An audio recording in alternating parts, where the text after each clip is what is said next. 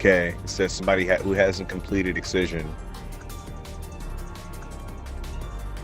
Is it Vol who hasn't completed excision yet? Is it W Volstar?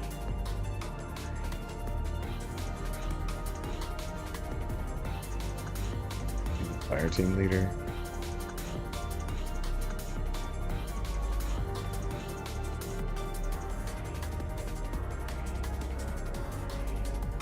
Who is the fire team leader?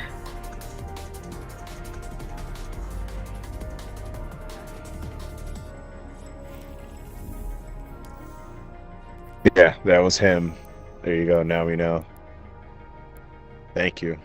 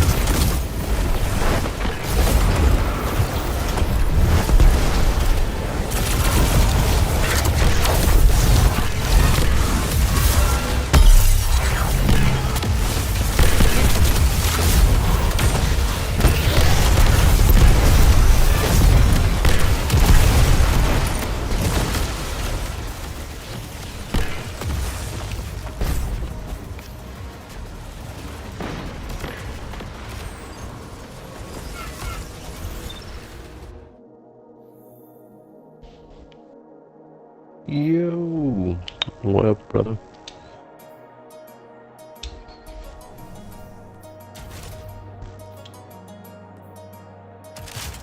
Oh, did you join me instead of the Excision group that you were supposed to be in?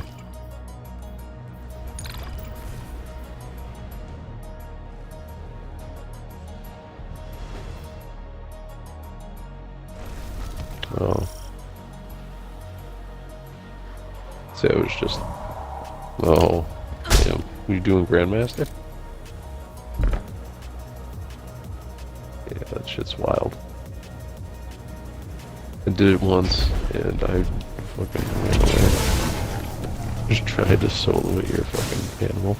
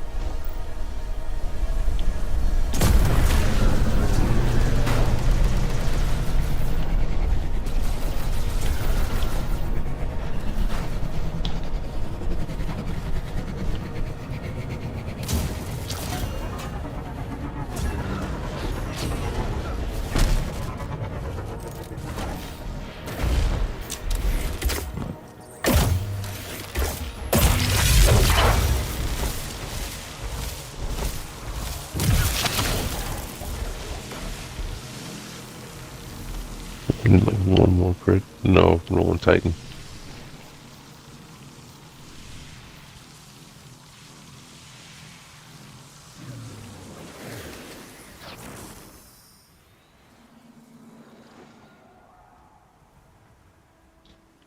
Still look a little warlocky, I suppose.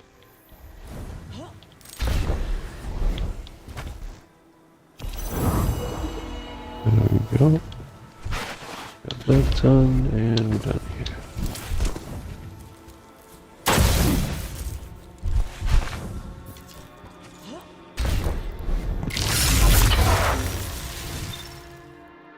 Alright, let's see. Do we have anybody that is around?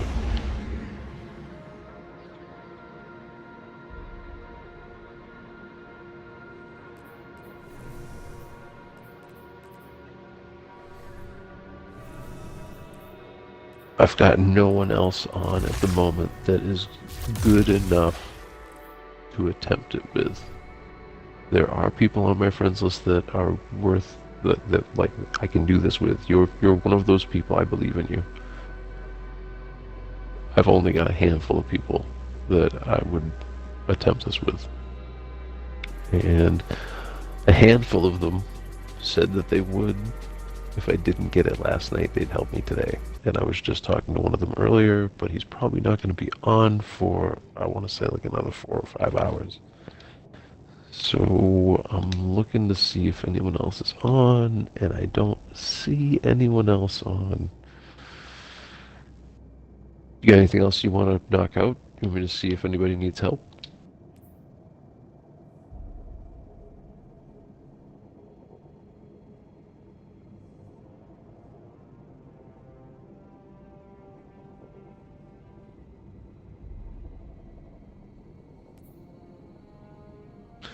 Alright, down for whatever. That's my middle name. Hold on.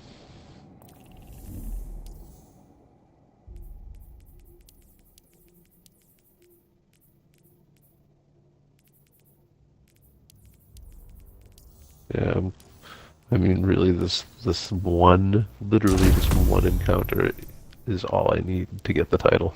Just need to do this one encounter.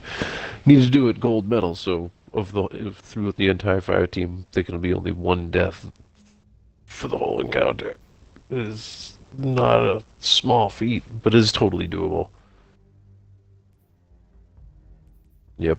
Yeah, that's the sticking point. It's easy to just do it, but yeah, fuck. Because there's so many dumb ways to die that when you're just trying to do it and it doesn't matter, you don't even think about it. But when it's like, yeah, it's almost like having to solo flawless it, where it's like, oh yeah, now every pebble is like a fucking frightening nightmare. I love this game. It's awful. Alright, let's ask this person if they need help.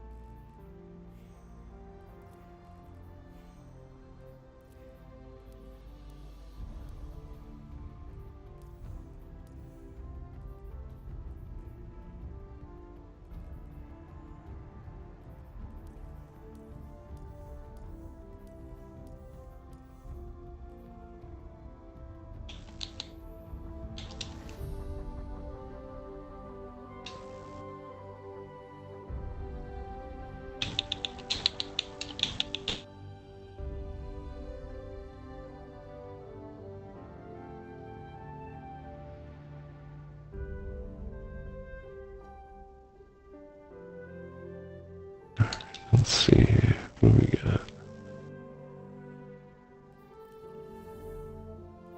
Alright, let's go dive bomb this character. We'll see what she says.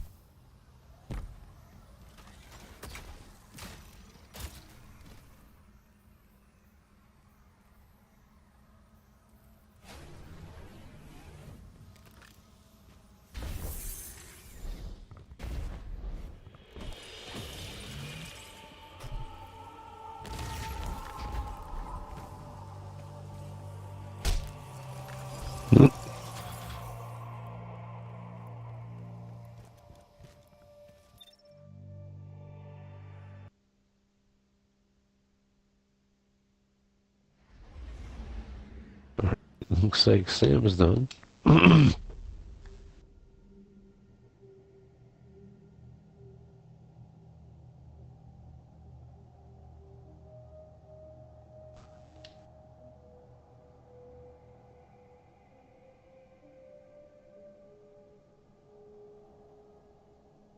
still don't have another person to do this with.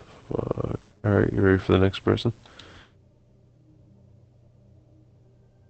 Alright.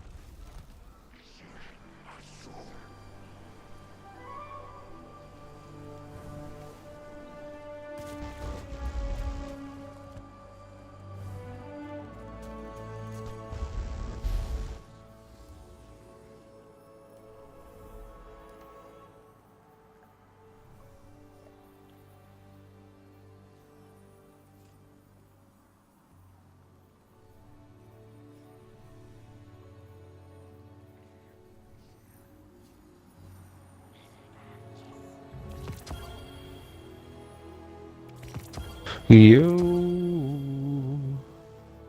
we're in game chat.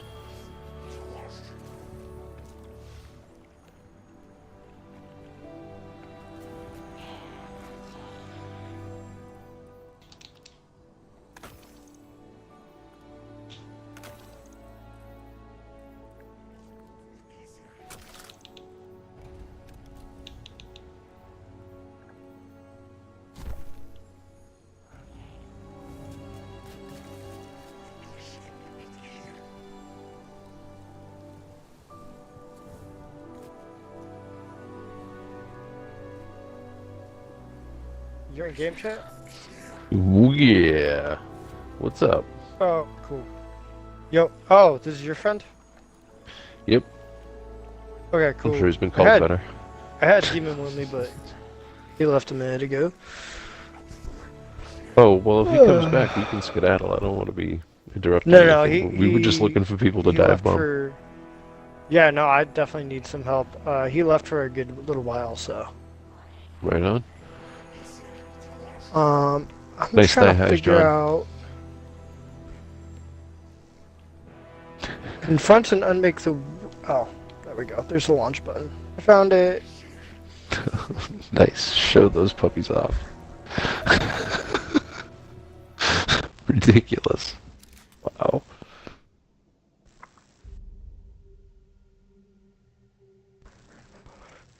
Who wants to help me go beat the witness? Oh, dude, we could pulverize them.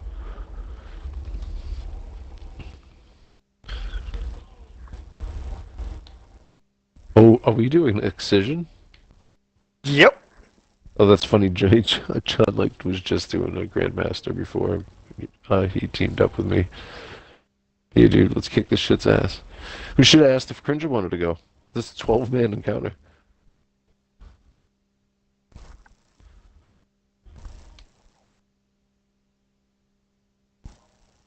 Alright, now I want to switch some gear around.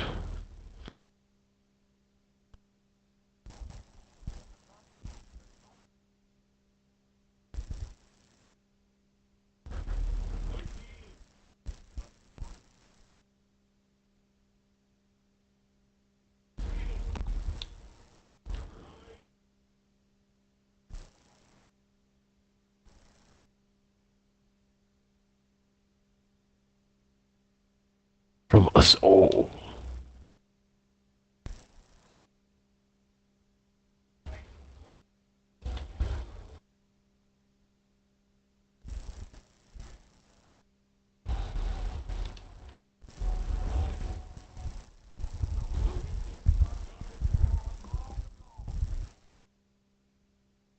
He's a big jerk about it.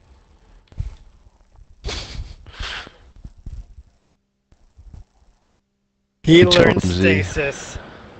Love That's it. right. And 0 fucks left.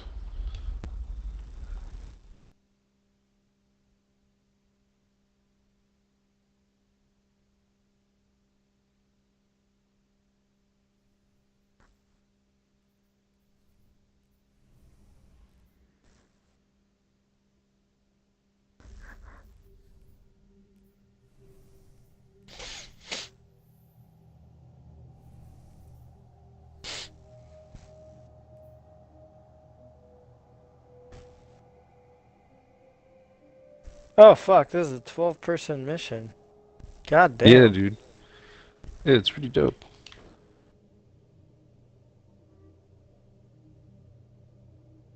The hard mode version of it is wild. How the fuck long is this mission? Oh, dude, John, I don't know if I don't think he's up. He's a relatively newish back player. Yeah, this bit's like 15 minutes. It's quick. Actually, I mean, it's a shame you're just catching up to it now. It was an easy pinnacle every week. Got it. Yeah, the regular version's like no sweat. The GM, yeah, John, I almost sold it. John is like a mutant not meant for mass production. Too weird to live and too rare to die. Like this.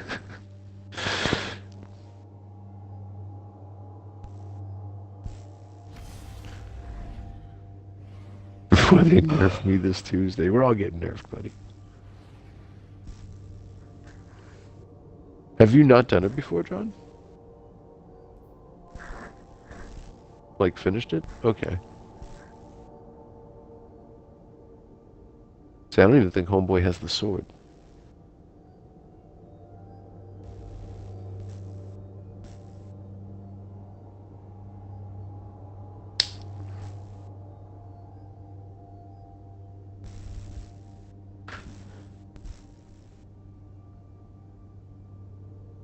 This is always a fun mission, though.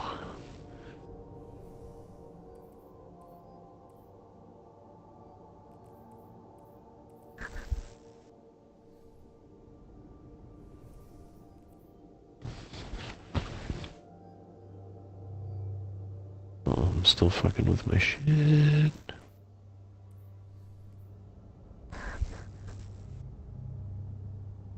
Right, okay.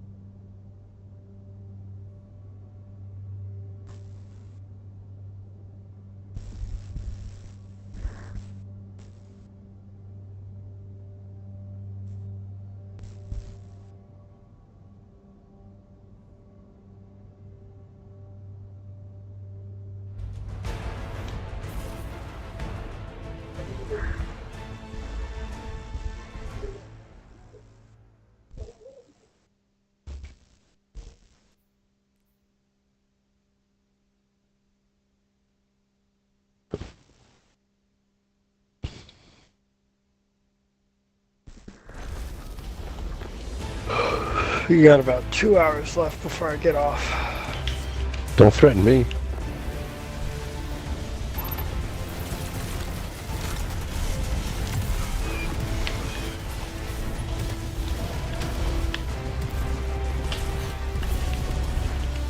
Is this what we were made for?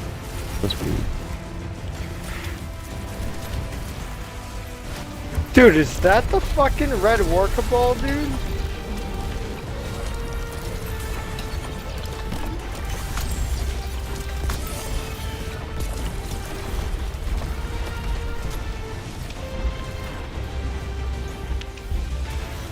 And a tormentor. Lovely.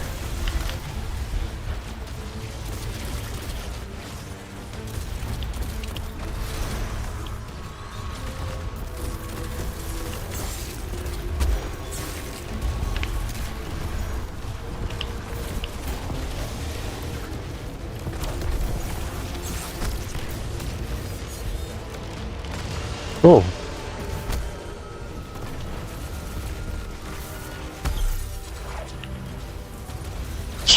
The torment just like, I'm sorry, I didn't mean to.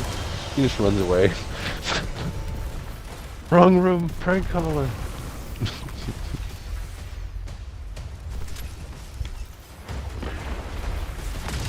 Wow. Isn't it?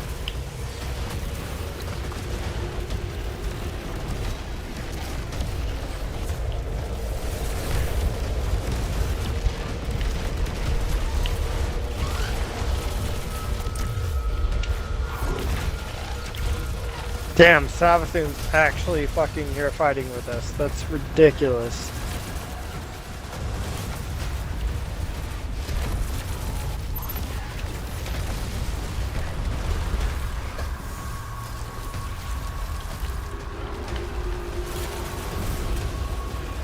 And 2 Imperial Thresher Cabal ship. What the hell? Oh, frozen.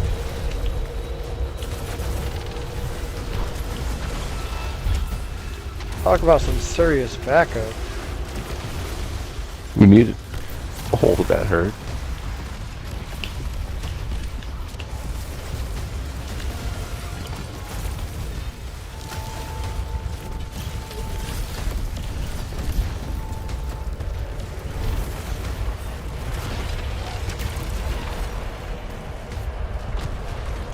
I see dead people.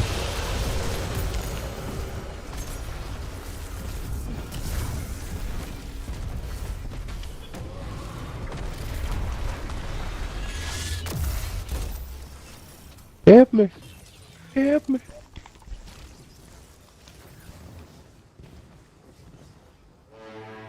This is it. What's it? This is it.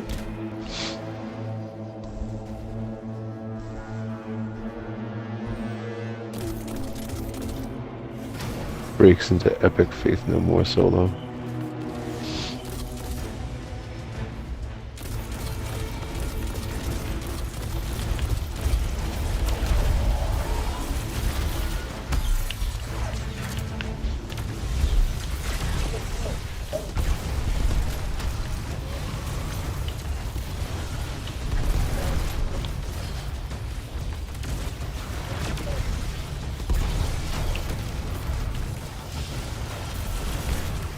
It's cool that when you're transcendent, it changes the color of the beam on Lodestar.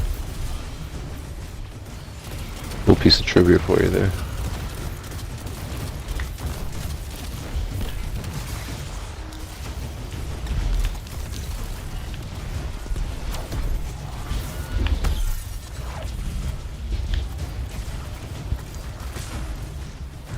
Oh.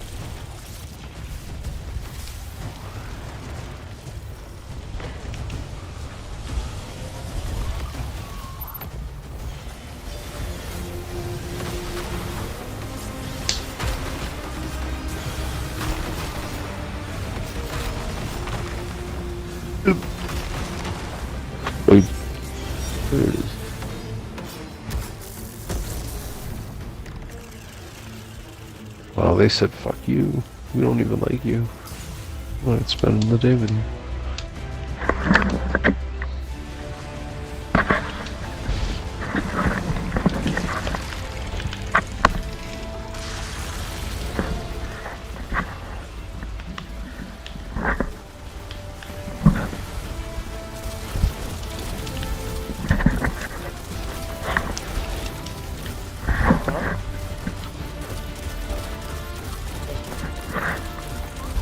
So are you?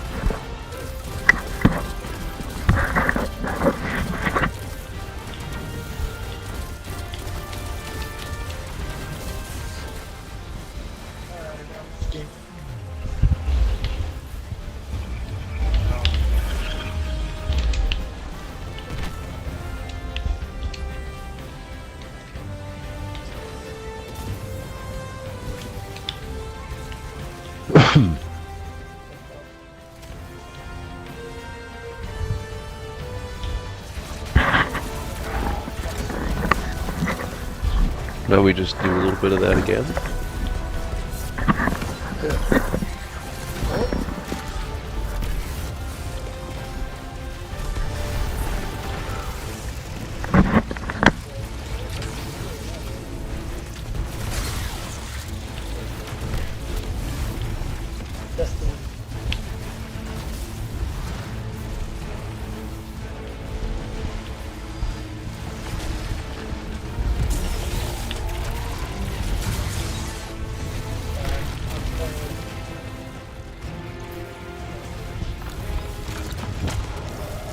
Get melted, jerk.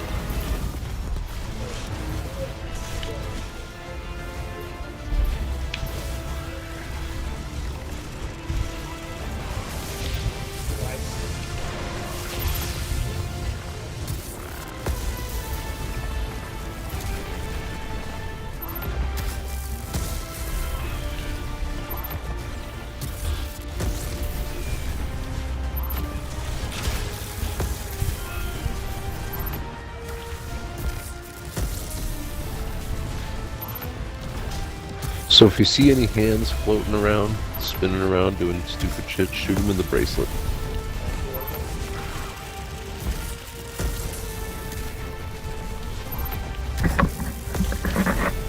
I'm gonna put my headset back on.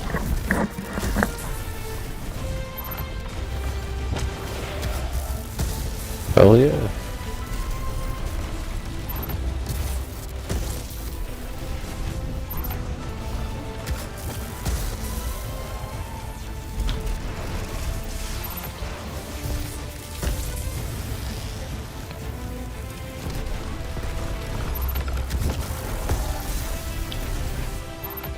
Let me down. Maybe it didn't get any light.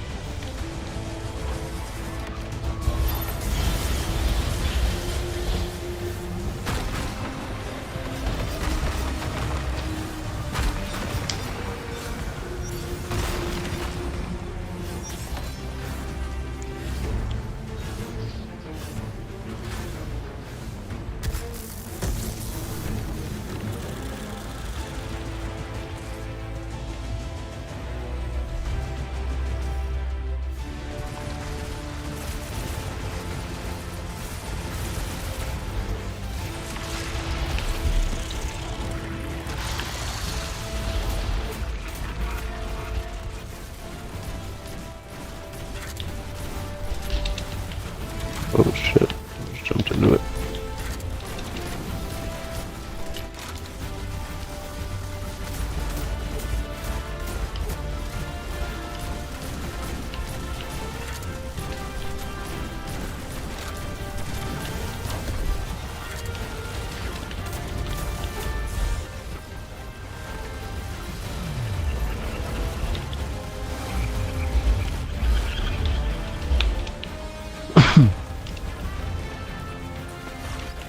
You're nothing.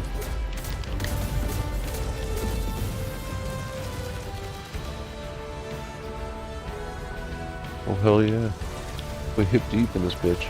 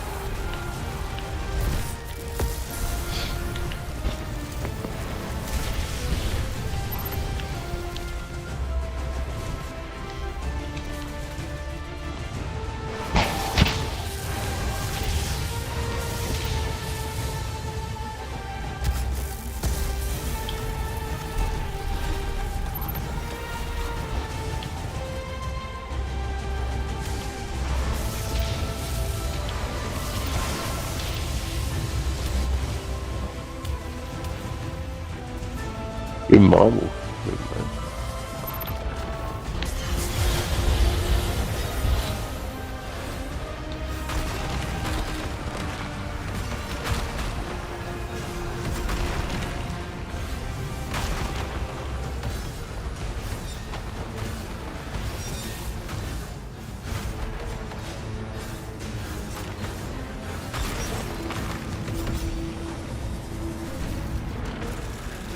You will not. You will not what? This guy's very vague for a villain.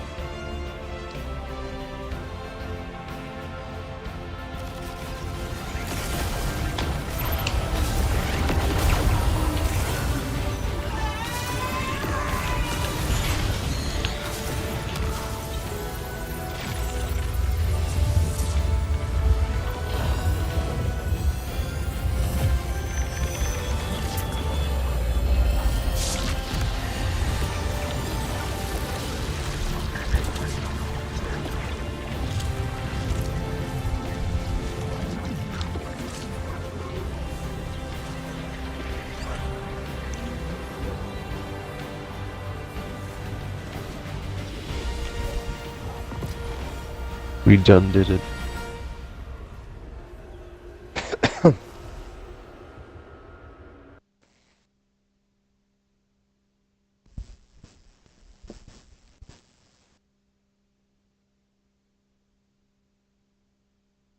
We beat the witness, huh? That's it. He's dead. Done and tested. Heck yeah.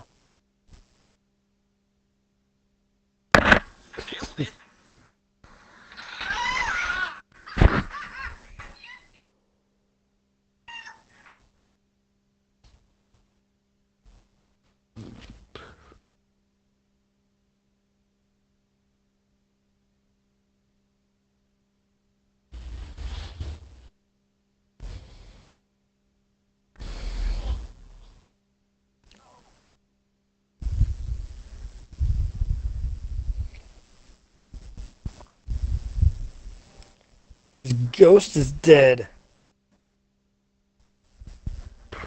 Oopsie daisy. Fix you right up, buddy. Just gotta This isn't a Wendy's.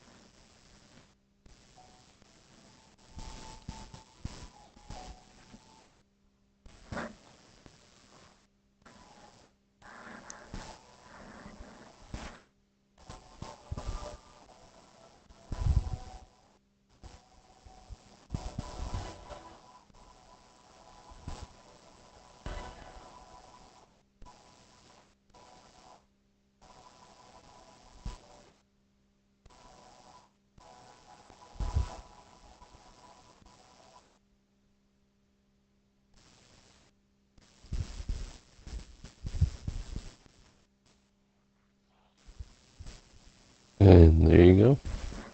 You did it. Sweetness. Looks like I just gotta finish up the exotic quests.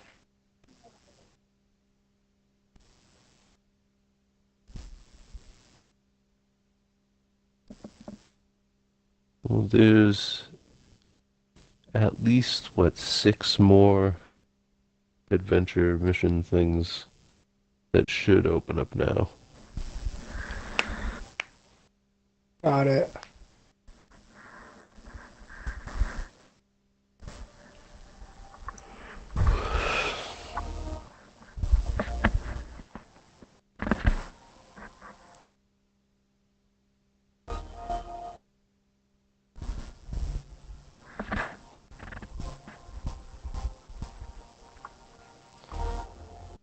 Oh man, all these old places.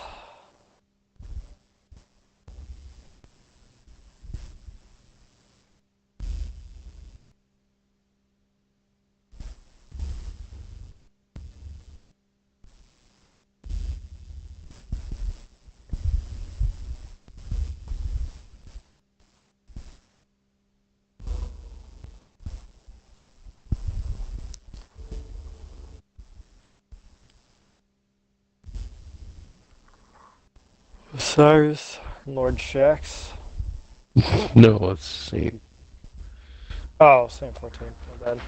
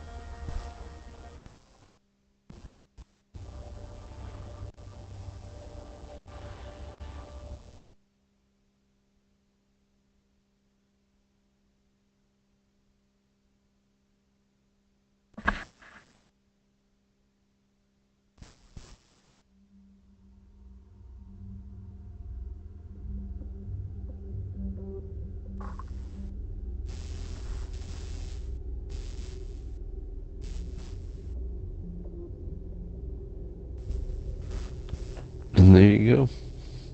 The screen will sit here until you push a button. I mean, it's a cool looking screen. It says skip, but oh no. Oh, shit's Something happening. does happen. Yeah, I think I forgot the first time it shows the echoes fly out.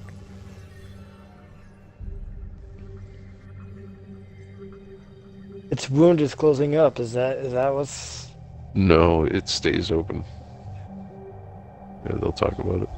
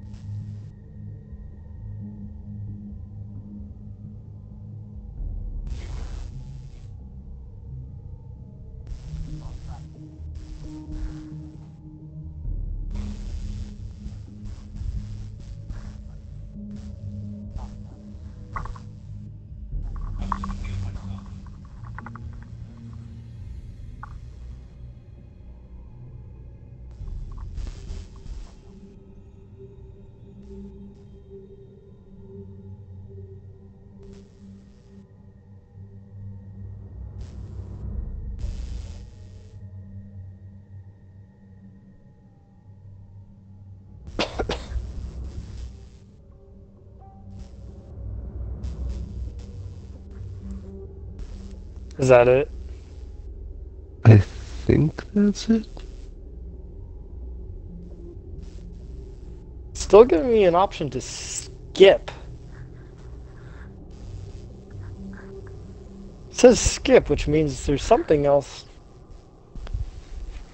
I think it just means to end the thing. Oh, I'm gonna I'll smoke give it this a thing though. We can sit here for a minute. That's fine with me. yeah. Give it a minute and see if anything else happens.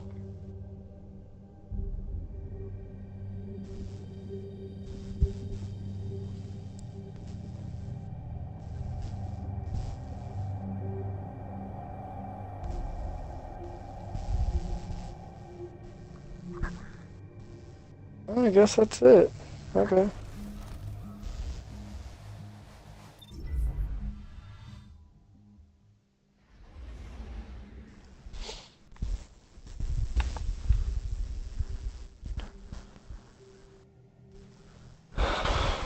Alright. Wonder what I got next.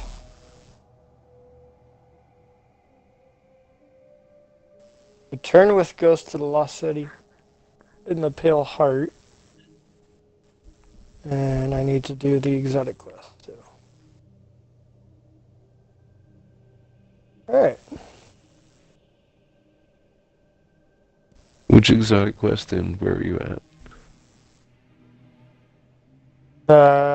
It's Lost in the Light and Found in the Dark.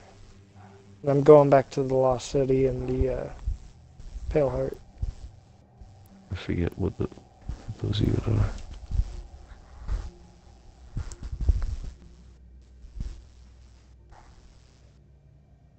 Part of the exotic story quest. There's 9 steps for it. Life is full of big decisions. Deciding whether or not to have Indian food. Always, do I need to do anything tomorrow that doesn't involve me being bent over and excruciating women? And for some chicken masala. Life is full of like deciding whether or not to have Indian. Always, do I need to do anything tomorrow that doesn't involve me being bent over and excruciating pain breathing from the toilet? Oh my god. Did you just hear that? Yeah. Fucking Peter Griffin. Love that.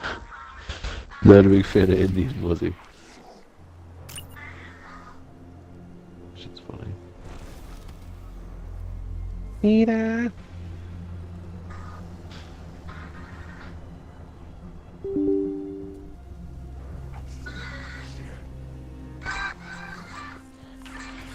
Alright. I need to go talk to little Ghosty.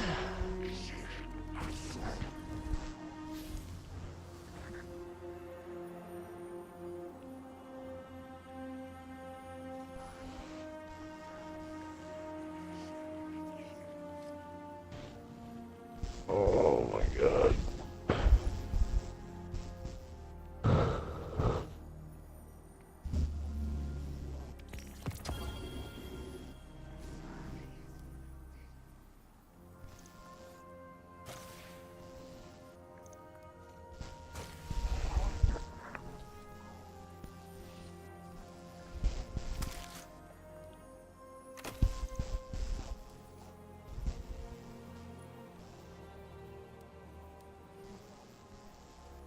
I can't believe Edge of Fate launches on a day I have off. That's so good.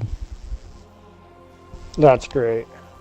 The only Truly. downside is that I don't have Wednesday off. Yeah. And I debate which day would have been better to take off.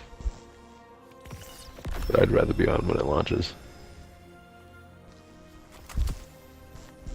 I spend so much time when new expansions launch just fucking with like all the UI changes and seeing all the different like changes to vendors and stuff. Like, I usually don't even group up with anyone until the second or third day something's live. Yeah. I just spend a bunch of time fucking around with stuff, and nobody wants to like group with someone while they fucking around with minutia like that. Also, it's hard to enjoy when someone's like, "Come on, let's go do this thing," and you're like, "I just want to fuck with stupid shit." Yeah, I don't know. Maybe that's because I probably should just fuck with stupid shit other times, but I just can't help myself. It's all new, and I want to fuck with it.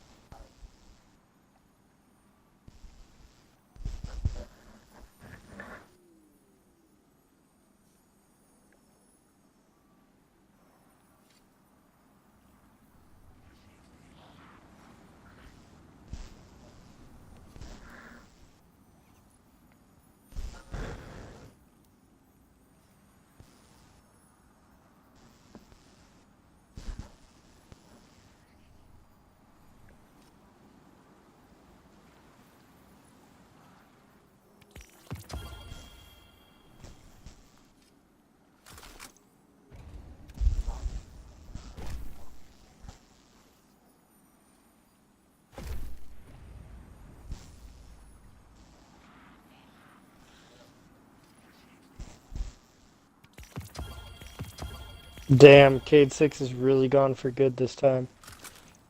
Yeah, I think so. I mean, pretty much I think we traded him for our ghost. Yeah, that's crazy. That was good to see Cade 6 again, though. Right? This campaign, at least.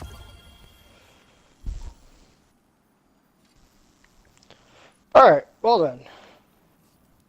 Yeah, what's next on the old menu? That finishes up that campaign. So I got the exotic quest still to do. So Best End Heroes, Lost in the Light, Found in the Dark. You sure what step are you at? Like, what's it want you to do? It wants me to do the quest Lost in the Light and Found in the Dark. So we're gonna go over here. Wherever here is.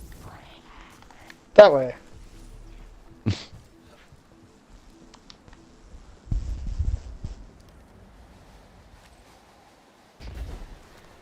guys with me? Sure. Alright, cool.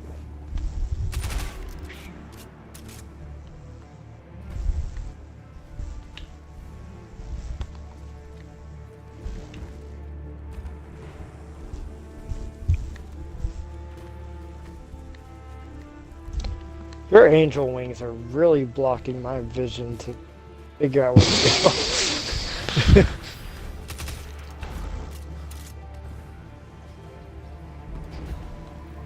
Good, this is not the task we're supposed to be. We go all the way over here.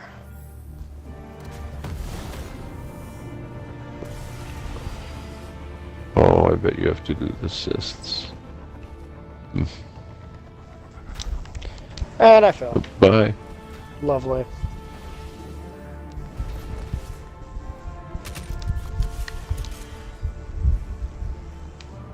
This dude's got multiple sets of wings. That's funny. Yeah, it is.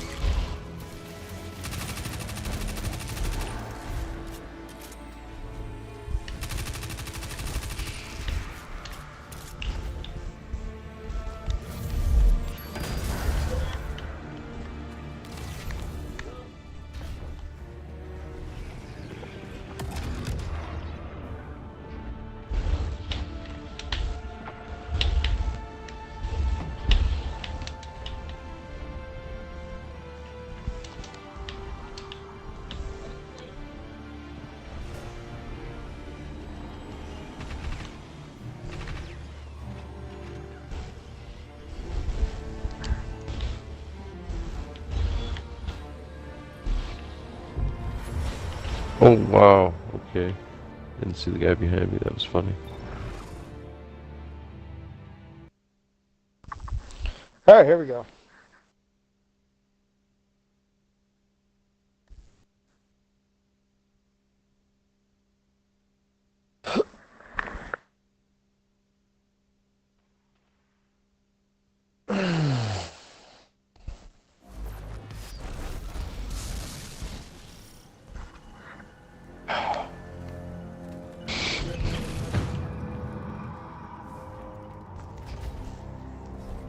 Mifrax.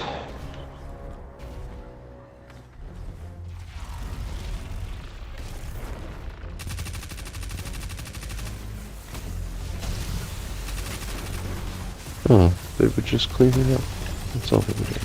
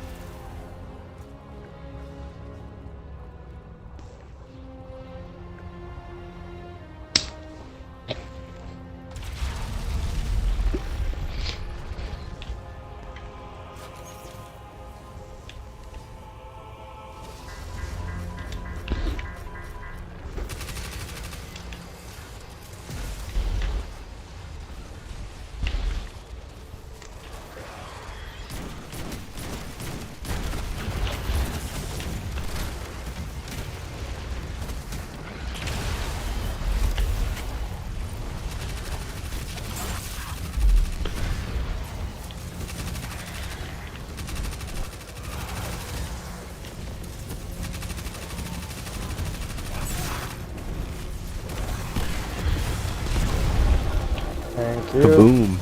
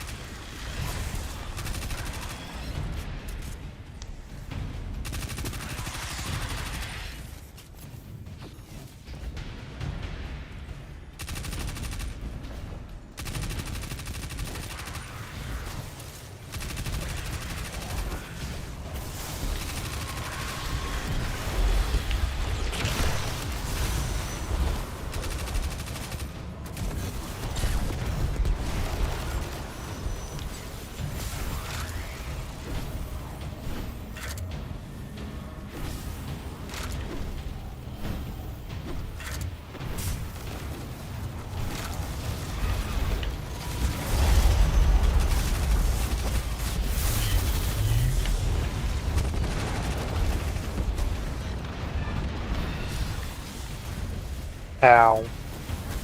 That hurt.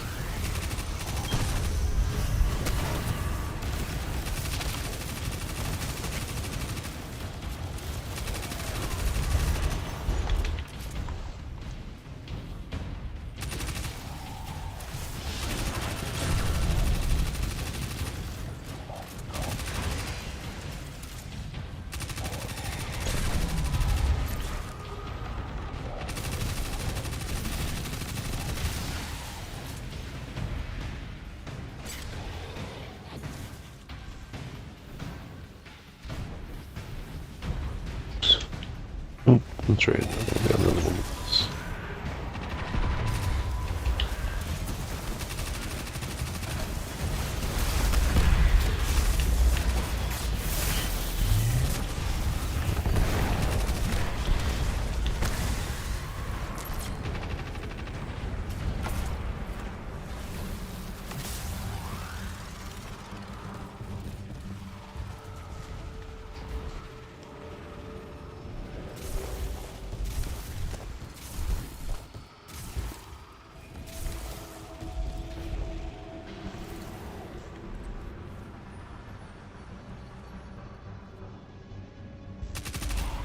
It's hard to tell which way we're supposed to go, isn't it?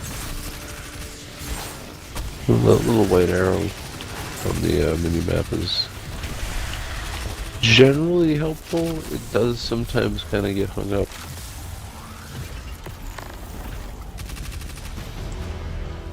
I shouldn't say mini-map, I mean radar.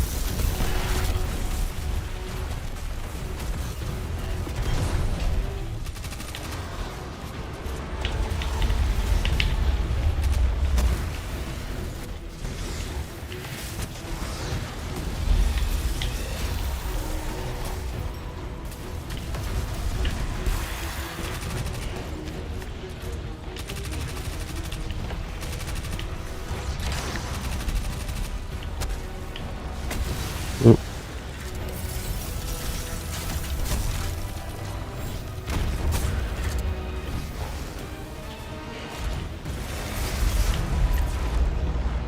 Oops. Mistakes are made.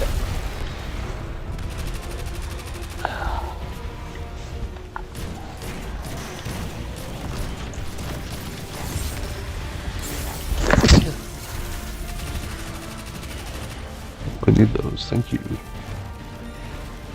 If anyone has Transcendence, now's the time to use it.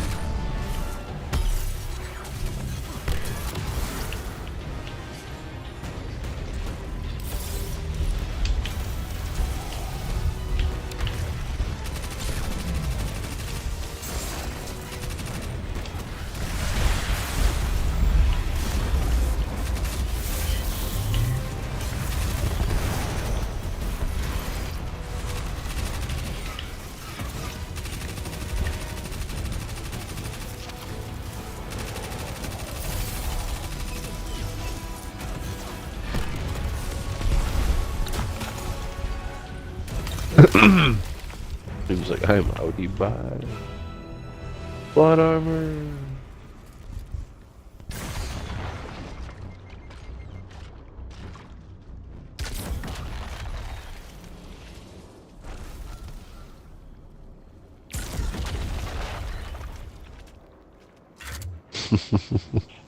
I love that emote.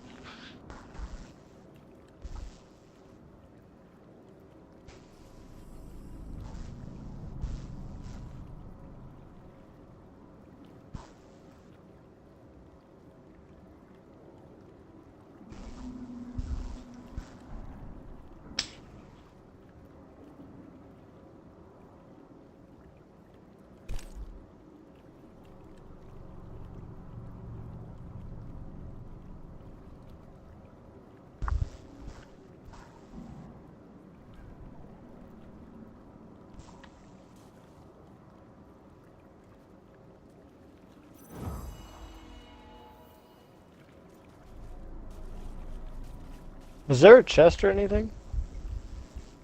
Not that I know of. Okay.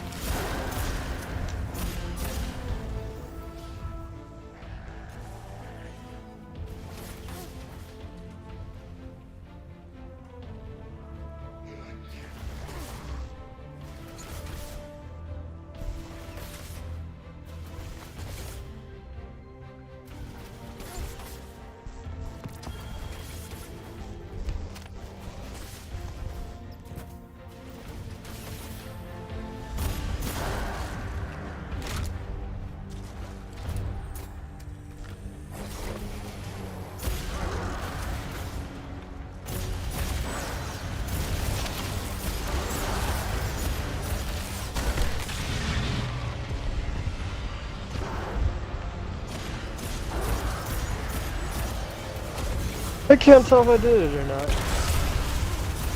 Did what? Auto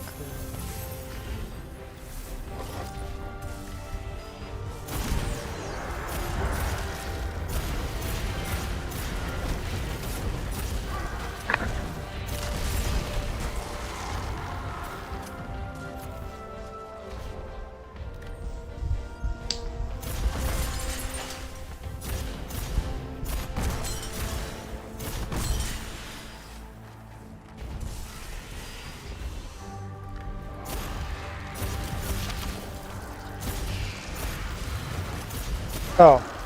Wait, maybe?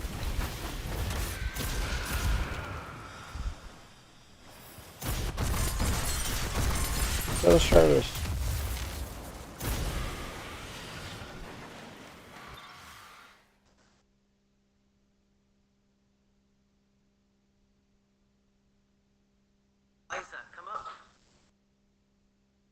Now what does it got you doing? That was just step one of Lost in the Light campaign. No, but I mean, like, what does it want you to do for step one, or what, or step two? Like, what are we doing? What is our goal?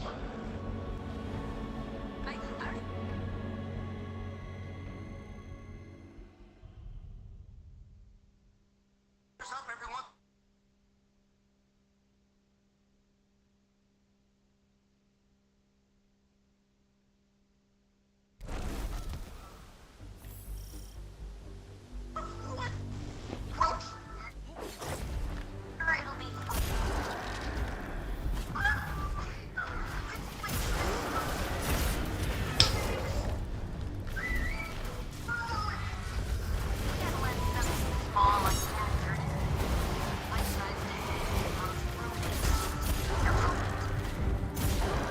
Oh, John, do we get a sword for finishing one of these? We do, don't we?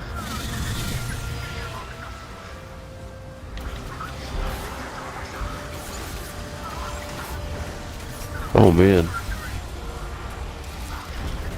I had a whole bunch of swords and then I realized most of them were shit, so I threw them all out and then I, like, never replaced. Okay.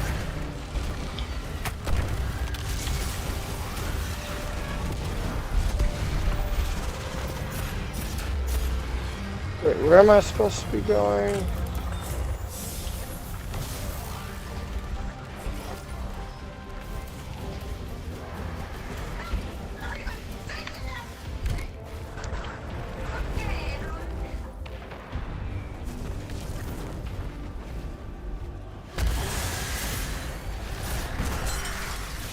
I'm so confused.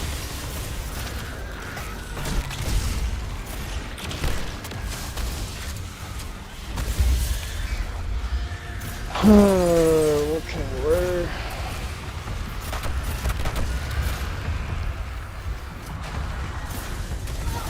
Okay, Lost in the Light, step 4 of 5, launch the Hollow, part 2 to travel to Europa and eliminate the Wraith.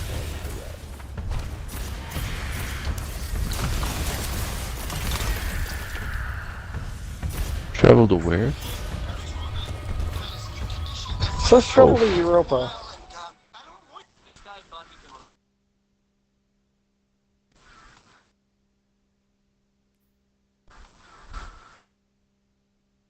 This guy thought he could record this plane over.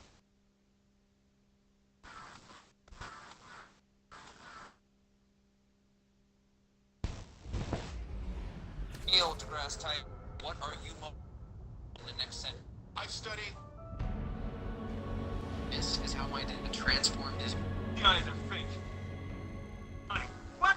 He's married 4 times in the last 6. What they've been living? $1,000 in divorce settlement. The whole thing is about. Hey, Russia, we making this stuff up. But yeah, you all up there. What about this, Did?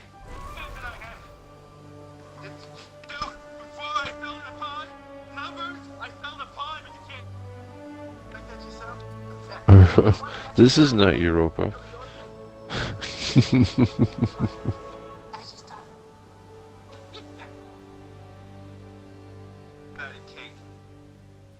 Your travel agent's awful, dude. You got lied to. They were like, "It was Europa." You're like, "Oh, all right." Hello, Antoine. I've been looking.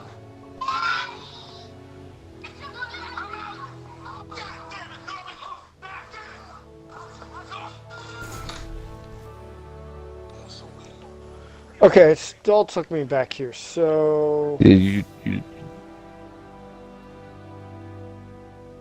oh, is Does that the quest that it? actually say Europa?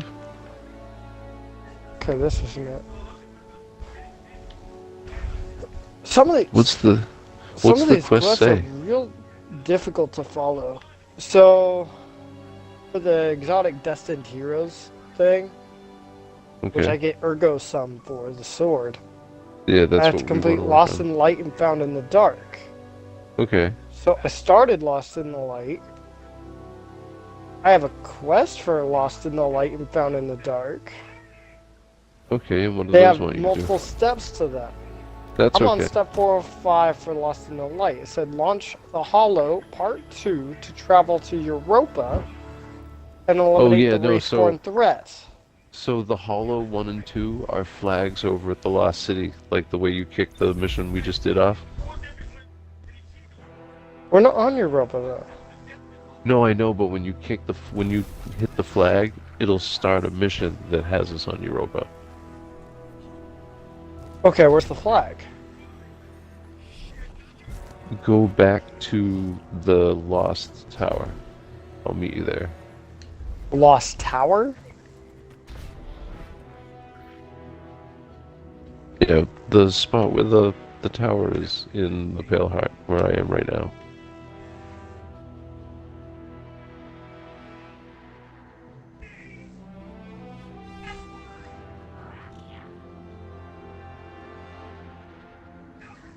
You just fast travel over to me. I'll show you what's up.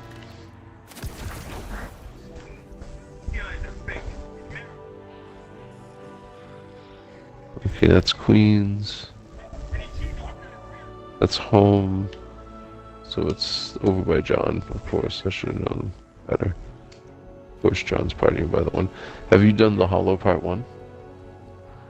Apparently.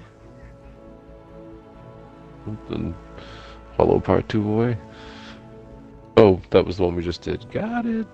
John's got a Yeah, big brain. we just did Yeah, I didn't Hollow even Part 1, notice. huh? It would appear that be the case.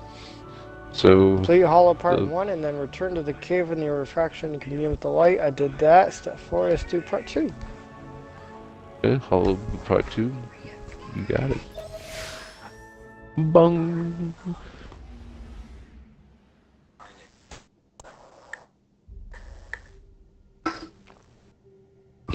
Bung.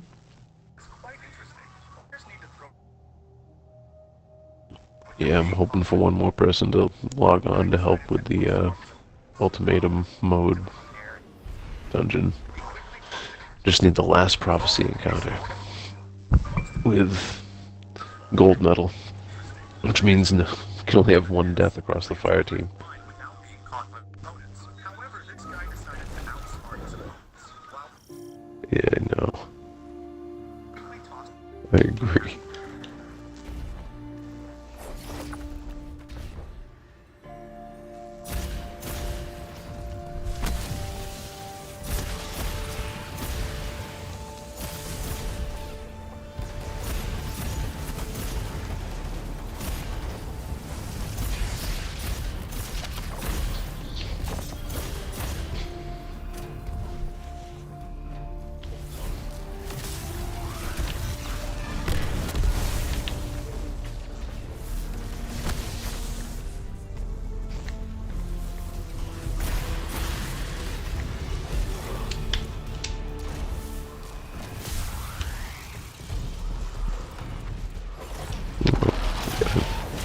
You can't jump up there, but I'm an idiot.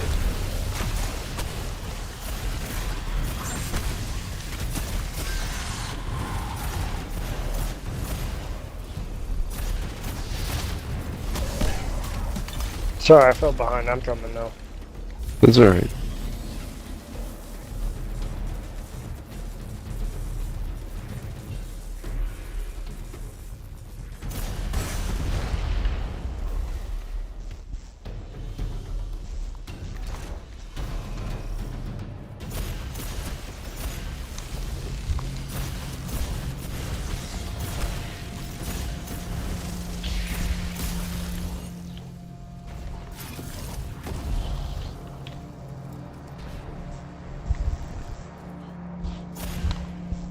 Oh, that way. My bad.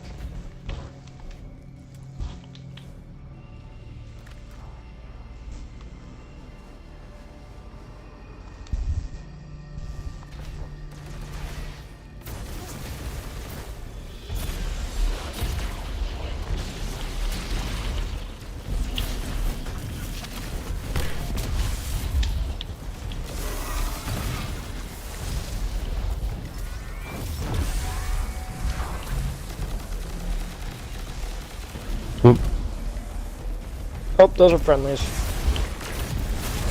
It's hard to tell what's friendlier now with the all in there now.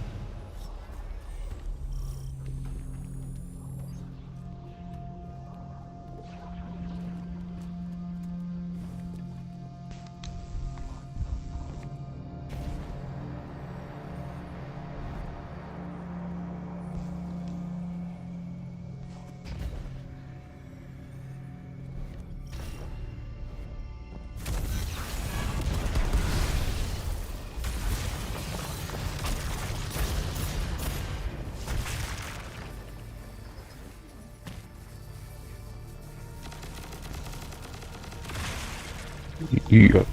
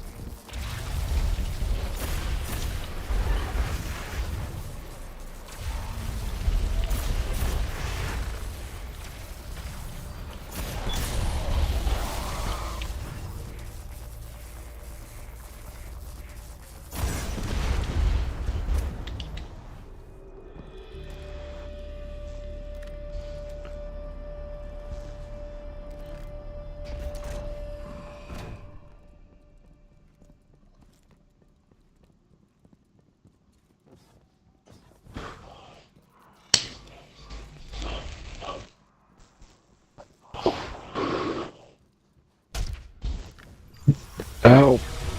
That's it. Out of here. I feel like I just kicked this person's ass, too.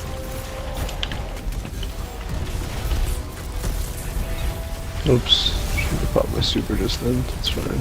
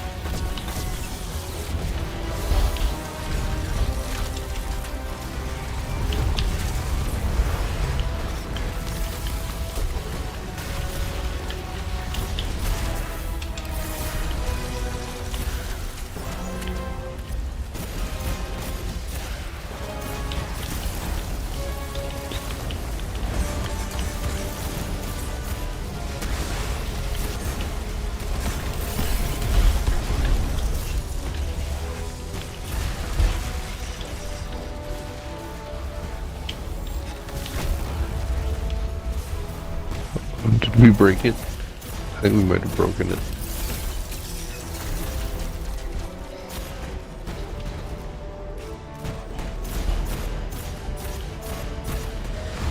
Oh, there's your answer.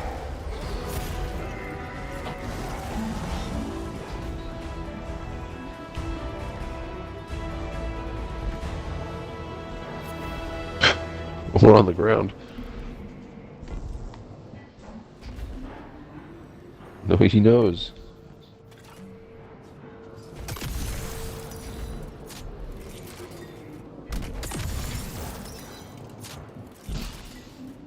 It is done.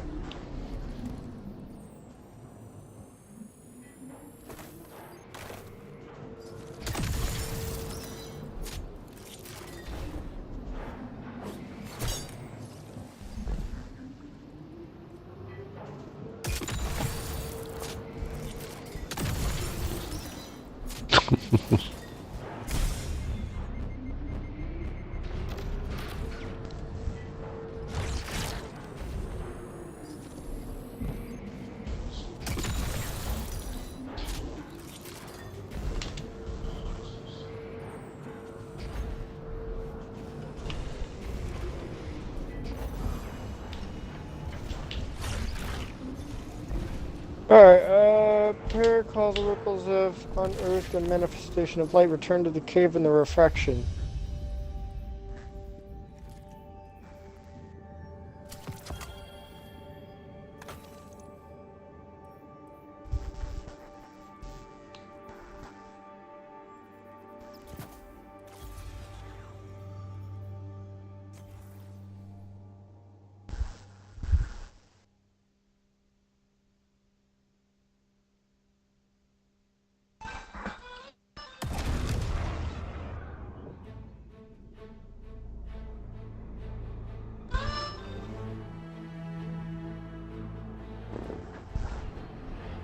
Okay.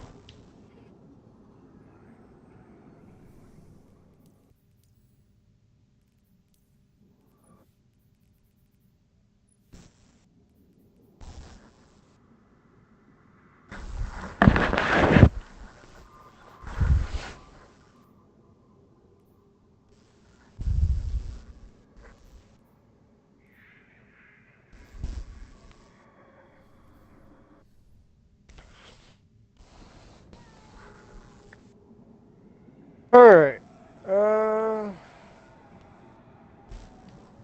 Now what do I need to do?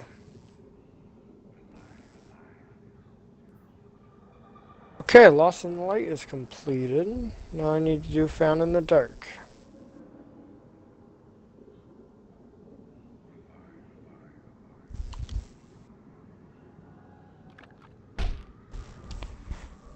Found in the Dark is over here, so let's travel here.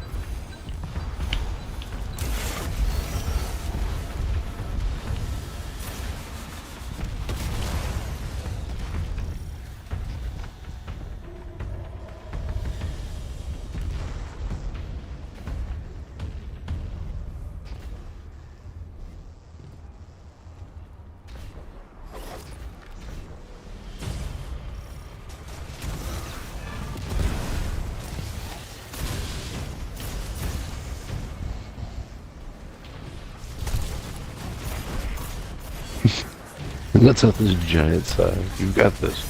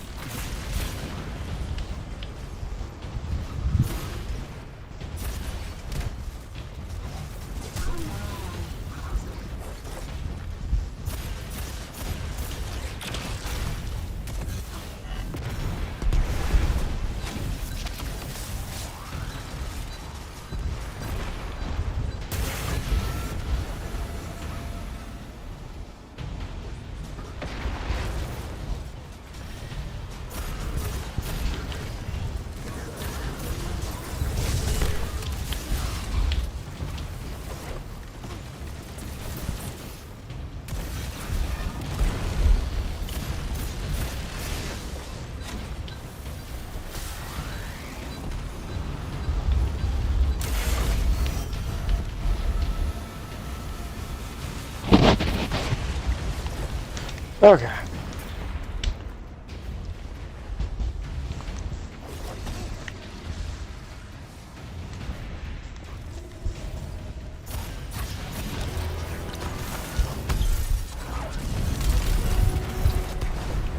I went the wrong way.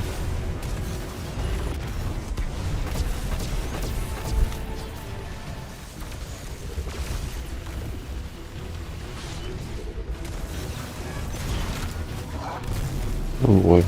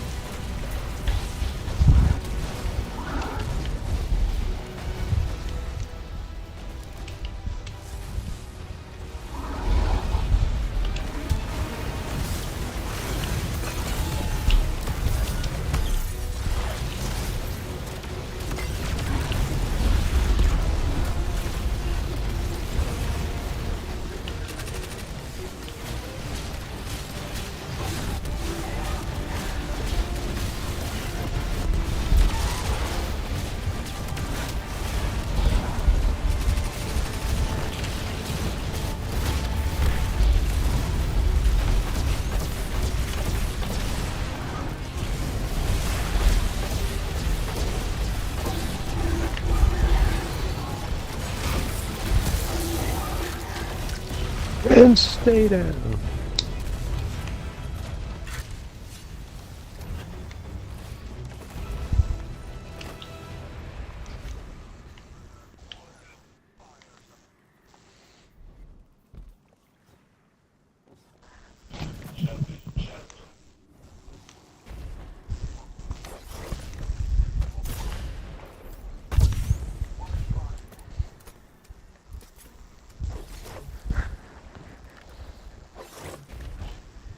No.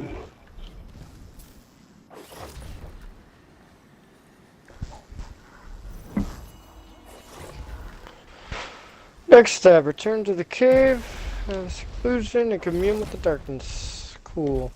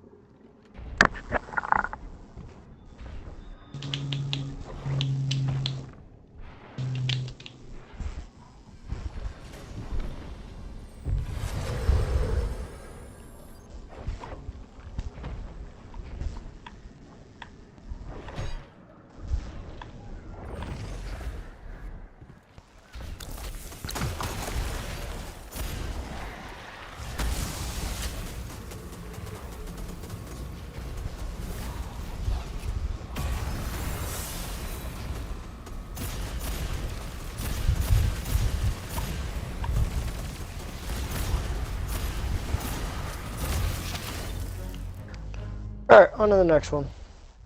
Word.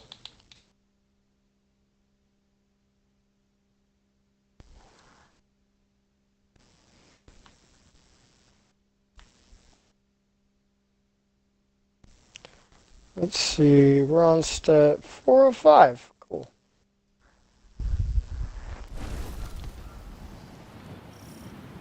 And this will complete step 6 of my exotic quest.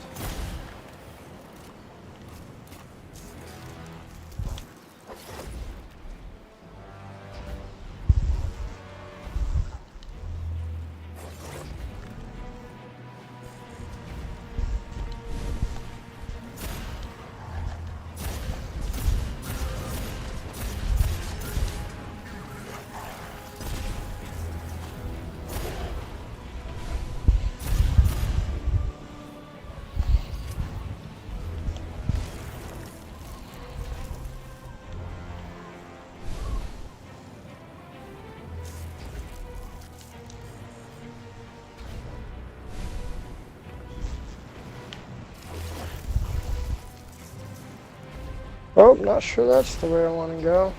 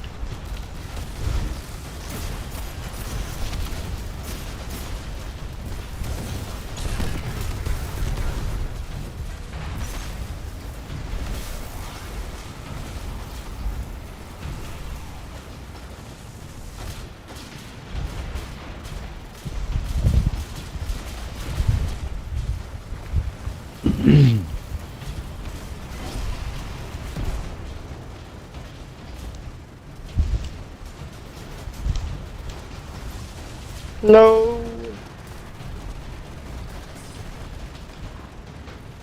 You know, I hate to admit, but I think I'm gonna eat a quick snack while I'm doing this mission. I have a bag of chips.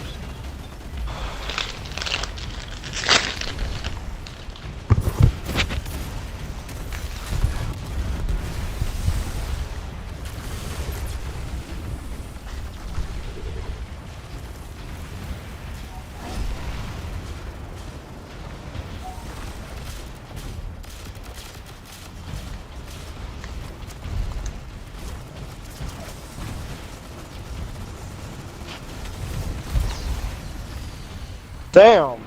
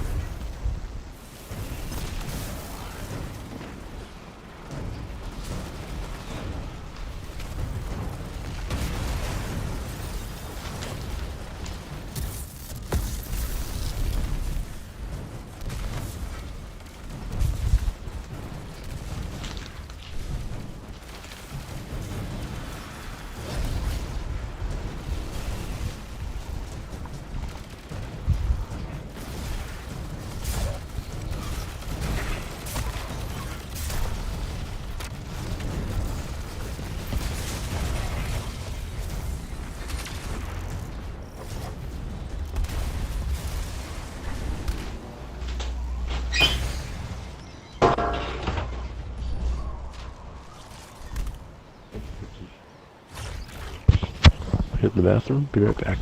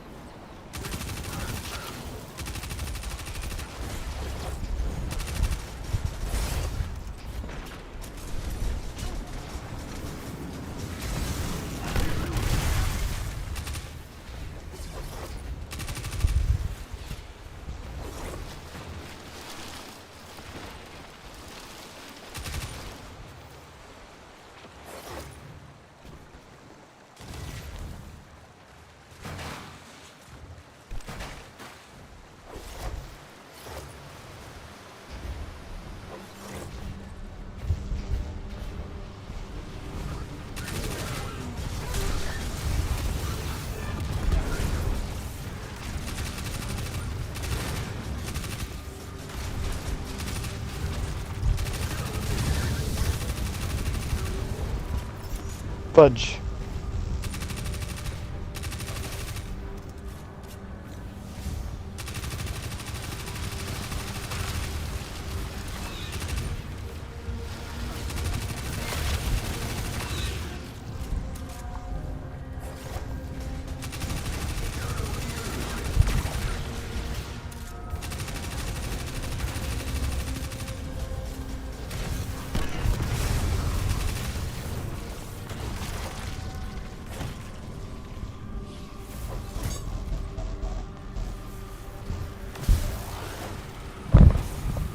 Oh no, they killed me. I'm back. Welcome back. Alright, let's go kick some ass now that I'm all here.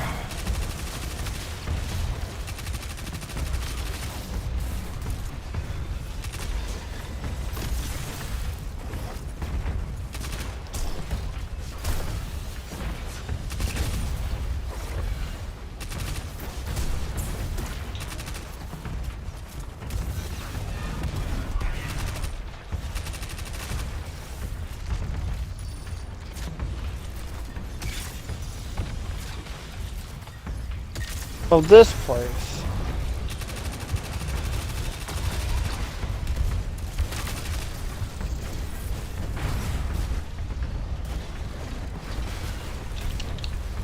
Alright.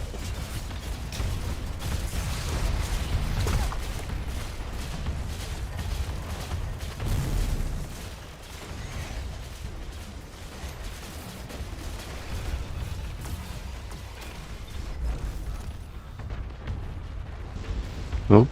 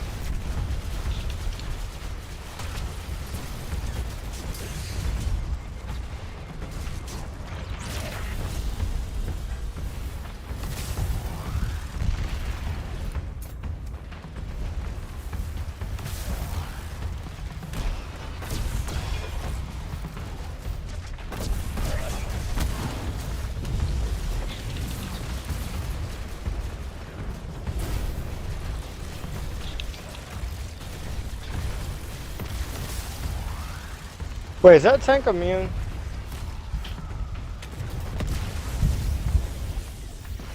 Oh, the tank's still immune, huh? Damn.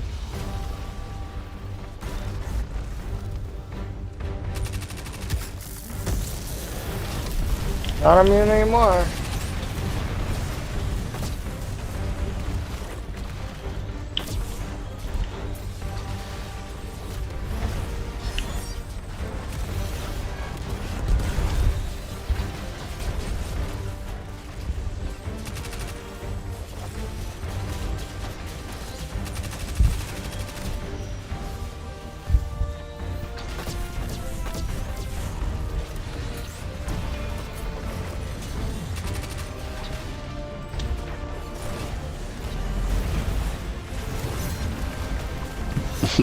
I'm hauling ass from so far away.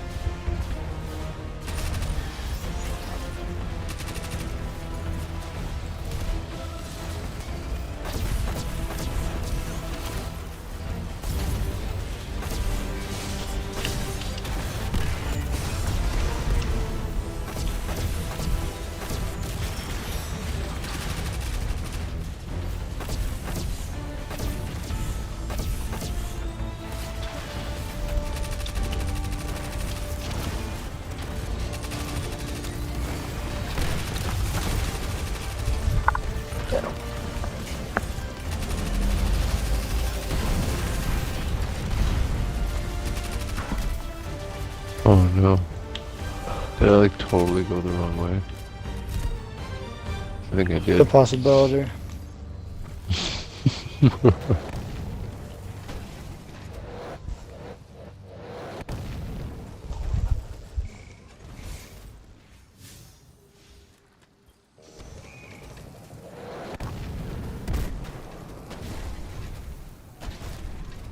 Oh, I see what I was supposed to do. Okay. I think.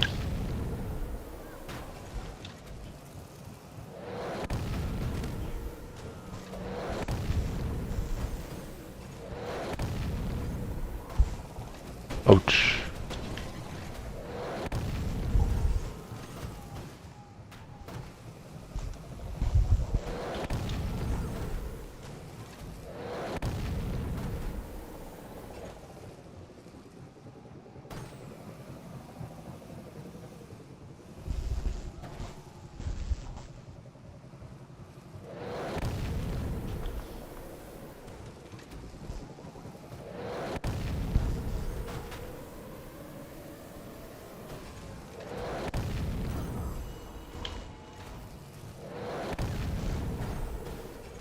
Yay! Got that. I'm still like making my way there. Hysterical. Yeah. All good. I'm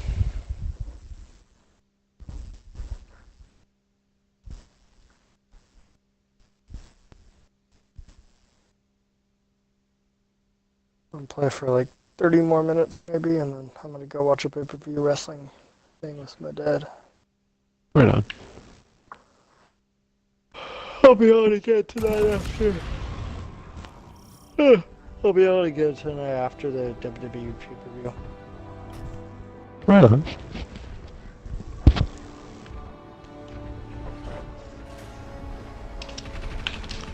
Okay. Okay, time to do Queens Part 2. Sweet.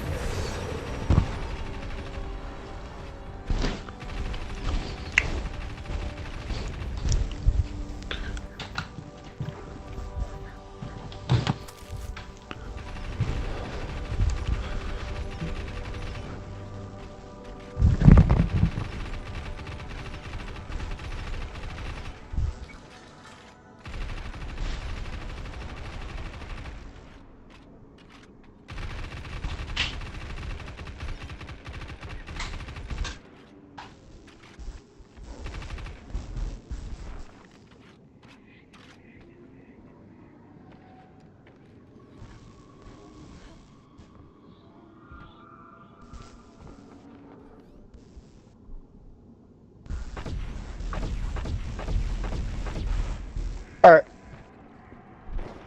Onward.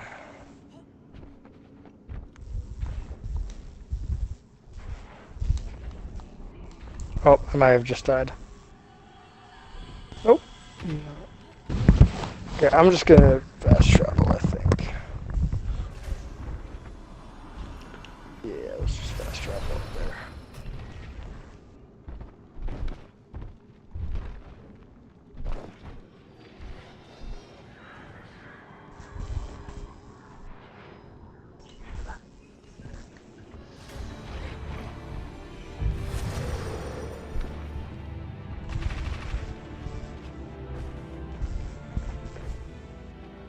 Oh, did I fast travel? I fast traveled to the wrong one. Oops.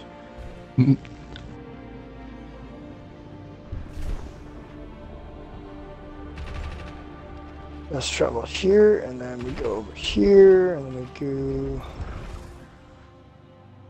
The Queen's Part 2.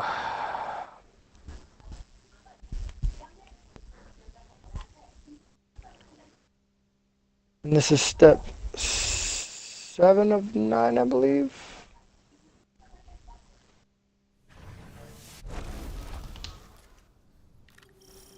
Alright. Oh, you're ripping through it.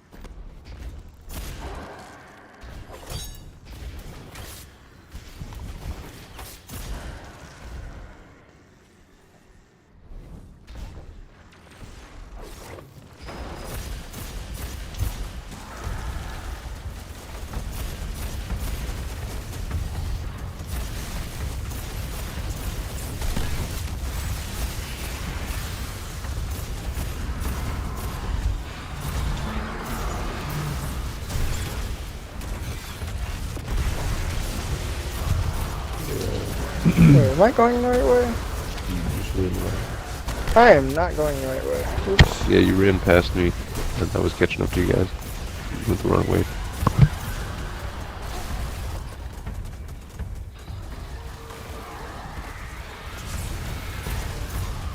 Okay, which way from here then?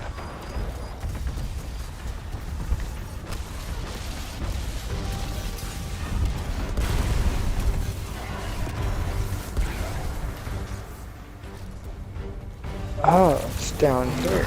Okay. I thought I was going to fall to my death. That's a reasonable thought.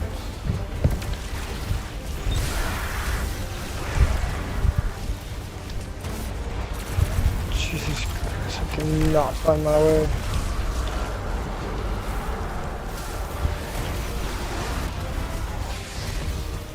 Yeah, basically when you get to the bottom, there's like a bunch of stone ramps.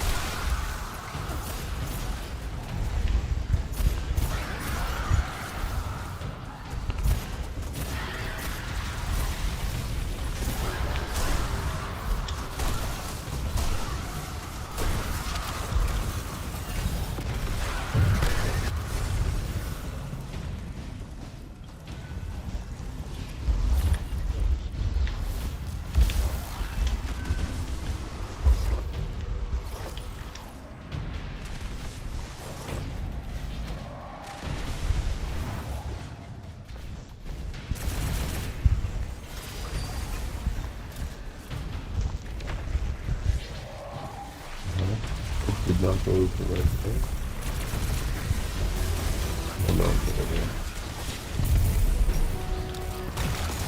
Have to go up there. Yep.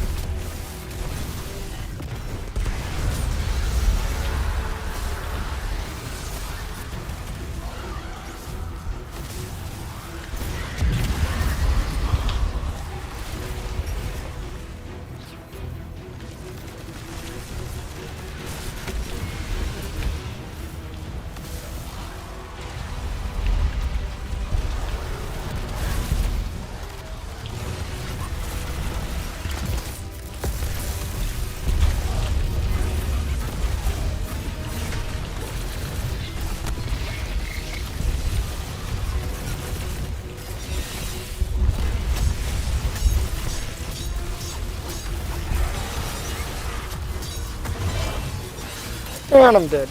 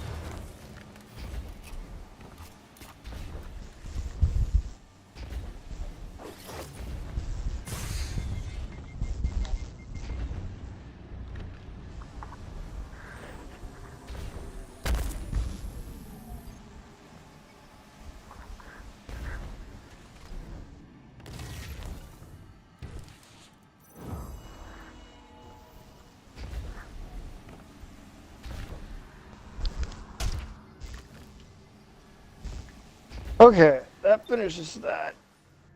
Ooh.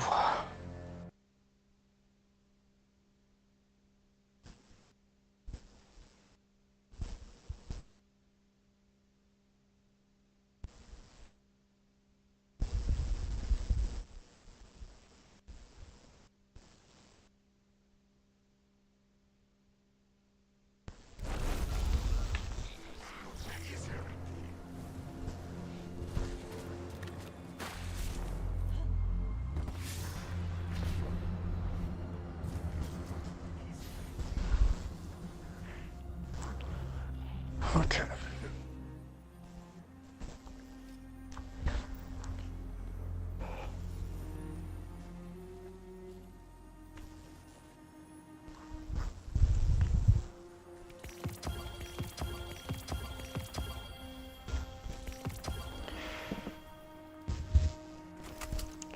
Wait, what did it say to do?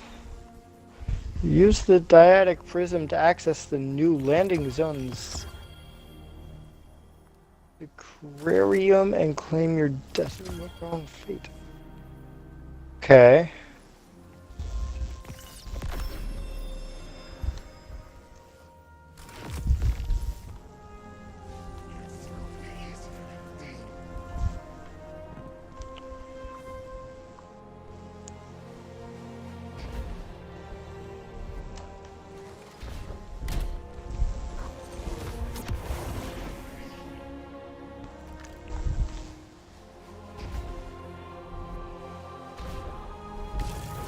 Where the f...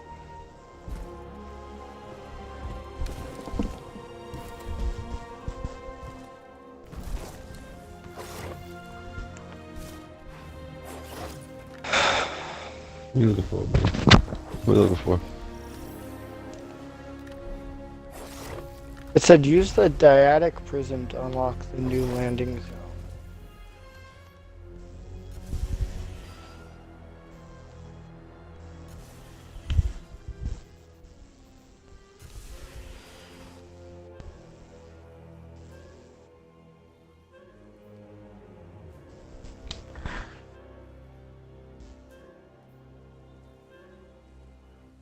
Oh, it's all the way on the other side of the pillar. Got it.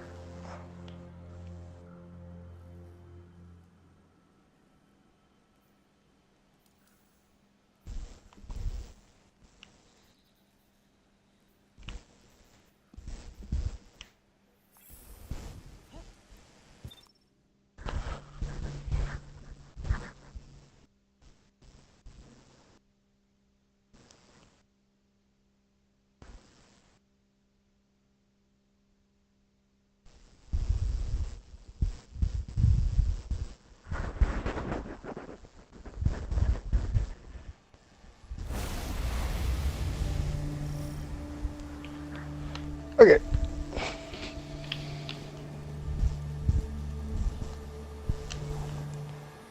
Yay! Done.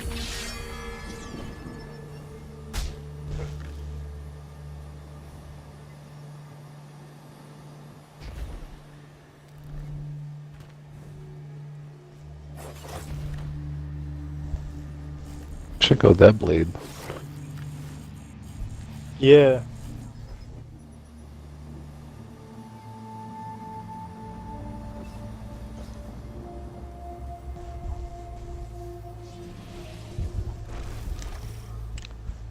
Oh, there's just a bunch of ghosts over here.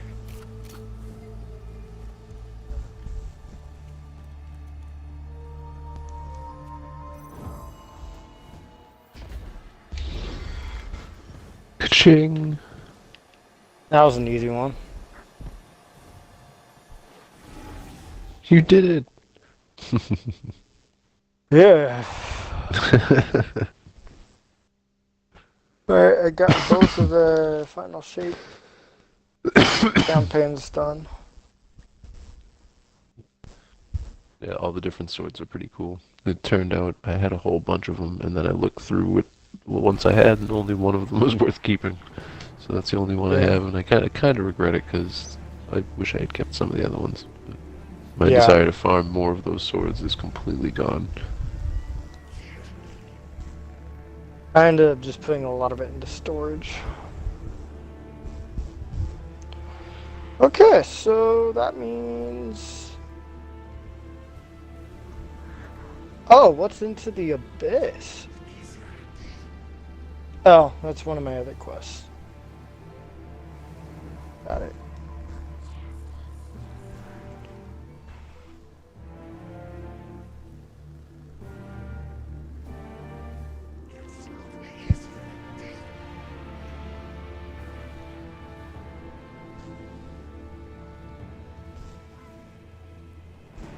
So I got all 3 dungeons I need to do on Eternity mode. I got some lost sectors to do and some other stuff. I'll do a lot of this later. And once route bound, explore the search the area to find a missing, possibly injured ghost.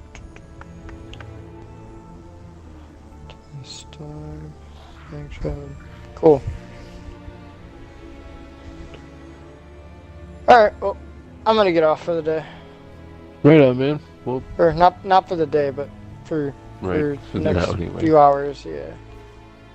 Well, amen, See you guys man. later. Thanks for letting us type on you.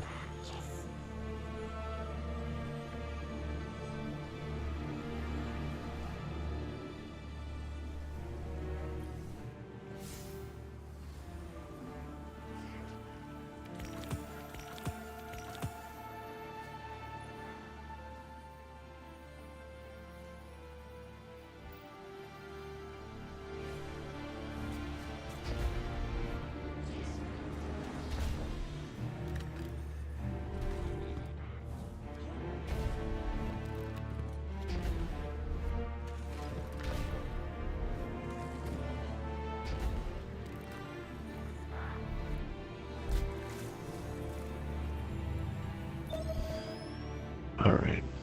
We are kind of in wait for a few minutes mode. Need to go. So the person is on, they're getting something to eat at the moment, and they'll be back. That was the last time I spoke to them. That was like two missions ago. So they should be back relatively soon if they, unless something stupid happened. I can see that they are on Destiny, but they're not like they haven't picked a character yet. Like that kind of window. It hasn't loaded an emblem.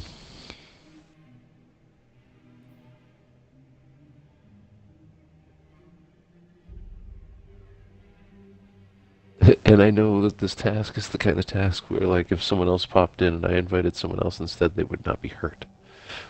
So really, it's just like the first person through the gate. I'm just gonna jump on them. And I really don't want to try to help anyone else because we're that close. I think that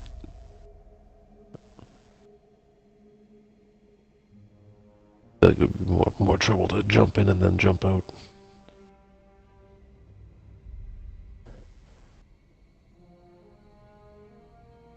There you go.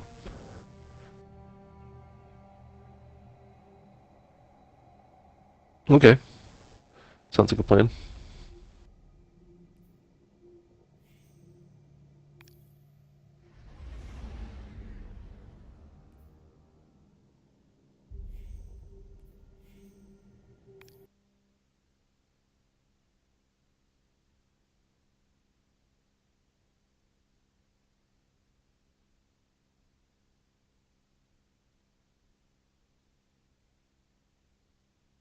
Bungie has responded to the roast, saying that they will never give up. Kotaku tweeted out right here saying everything in Destiny 2 is free right now, if you can convince anyone to play with you. So that's a slight dig there, right? And Bungie themselves respond to this saying, hope upcoming changes and Saga can prove that we haven't given up and never intend to. Okay, this post right here got 500 likes. And DMG, the Bungie principal communications manager, he's literally the principal, 1,700 likes. Ratios, Kotaku. Let's see what they're talking about here. Destiny 2's next expansion, The Edge of Fate, goes live later this month. It will provide the foundation for the struggling live service shooter for the foreseeable future. Oh man, they're really ripping into him here. And Bungie is making everything currently in the game free for all players on every platform. It's a pitch to get lapsed fans back into the fold and the uninitiated to take their first steps. But Destiny 2 has a lot to prove these days. Do you have a few friends interested in Destiny, but that hesitate to make the jump? Reads what sounds like a mid-level marketing scheme posted on the Bungie blog last week. Gotcha. Oh no. Good news. Let them know about the Destiny 2 Open Access Weeks. The promotion makes all existing expansions, episodes, raids, dungeons, and other activities free to play, grind, and loot until July 22nd, whether you're on PlayStation, Xbox, or PC. So would you say that this is a desperation move from Bungie? Would you say that they are struggling so much to acquire new players that the last card they can pull is just make everything free? Literally get everyone the chance to play the game. Is this them struggling? I think it could be indicative of that in some ways. However, I don't want to be so overtly pessimistic because I think that this is a really cool thing in general, because I do like this game, and I wish if more people tried it and it was all free, I think they might be like it too.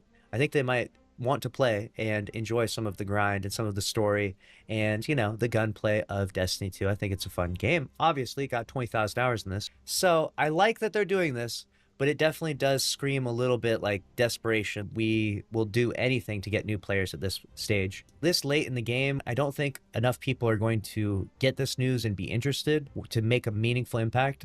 I hope it does reach enough people that it does get some new players. I don't see this as being like the absolute slam dunk, you know? Let's see what they're going to say here. It's meant to make it easier for people like me to convince our online gaming crews to give the long-running Spacescape shooter a try ahead of The Edge of Fate, which will include a fresh story arc, a new location called Kepler, and drastic changes to how Destiny 2's increasingly complicated slate of activities and goals is presented. The new thing is called the Portal, as well as much more granular updates to various aspects of the associated loot grinds, including armor stats and how power, effectively the player's level, is increased. Some of these changes are meant to streamline the experience for new players, get everyone feeling like they're starting from the ground floor, and make it feel more like morning in Destiny 2.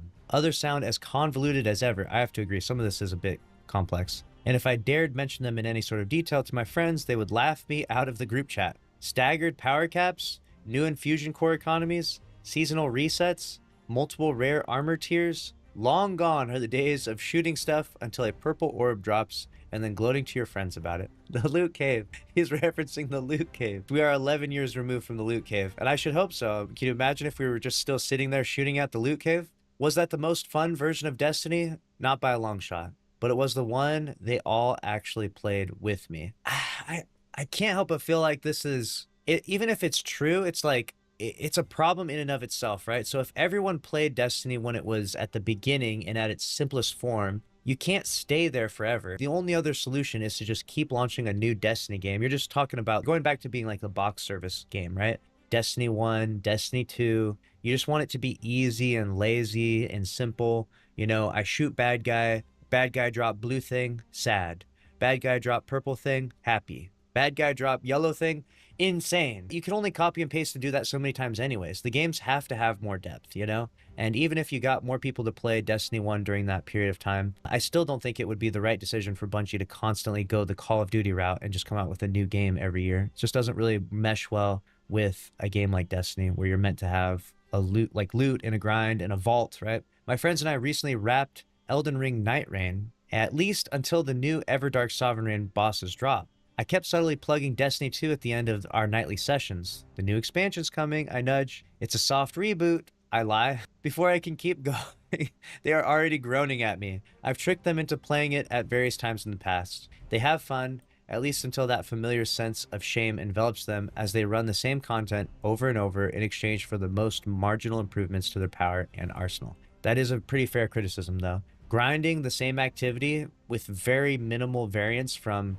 instance to instance for a piece of armor or weapon that is so marginally better, it's a criticism that's fair, because you want to invest your time and get some more meaningful rewards. We know that this is a topic of power creep, and if every time you cleared a strike you got a noticeable increase in power, that multiplied times 3 months of grinding strikes is going to be insane. These reward treadmills were once the holy grail of the live service game. The way to keep people playing as developers rush to try and ship expensive DLC. That's true. They are now the exact type of pseudo-satisfaction loops that burn many people out. How else to explain my friends pouring almost 100 hours each into Night Reign, playing the same map and bosses over and over until they'd earned every achievement, with no loot or Star Wars crossover skins to show for it, and them still itching for a reason to come back. Meanwhile, their perception of Destiny 2 is that it's a slop-filled theme park with long lines and bad prizes.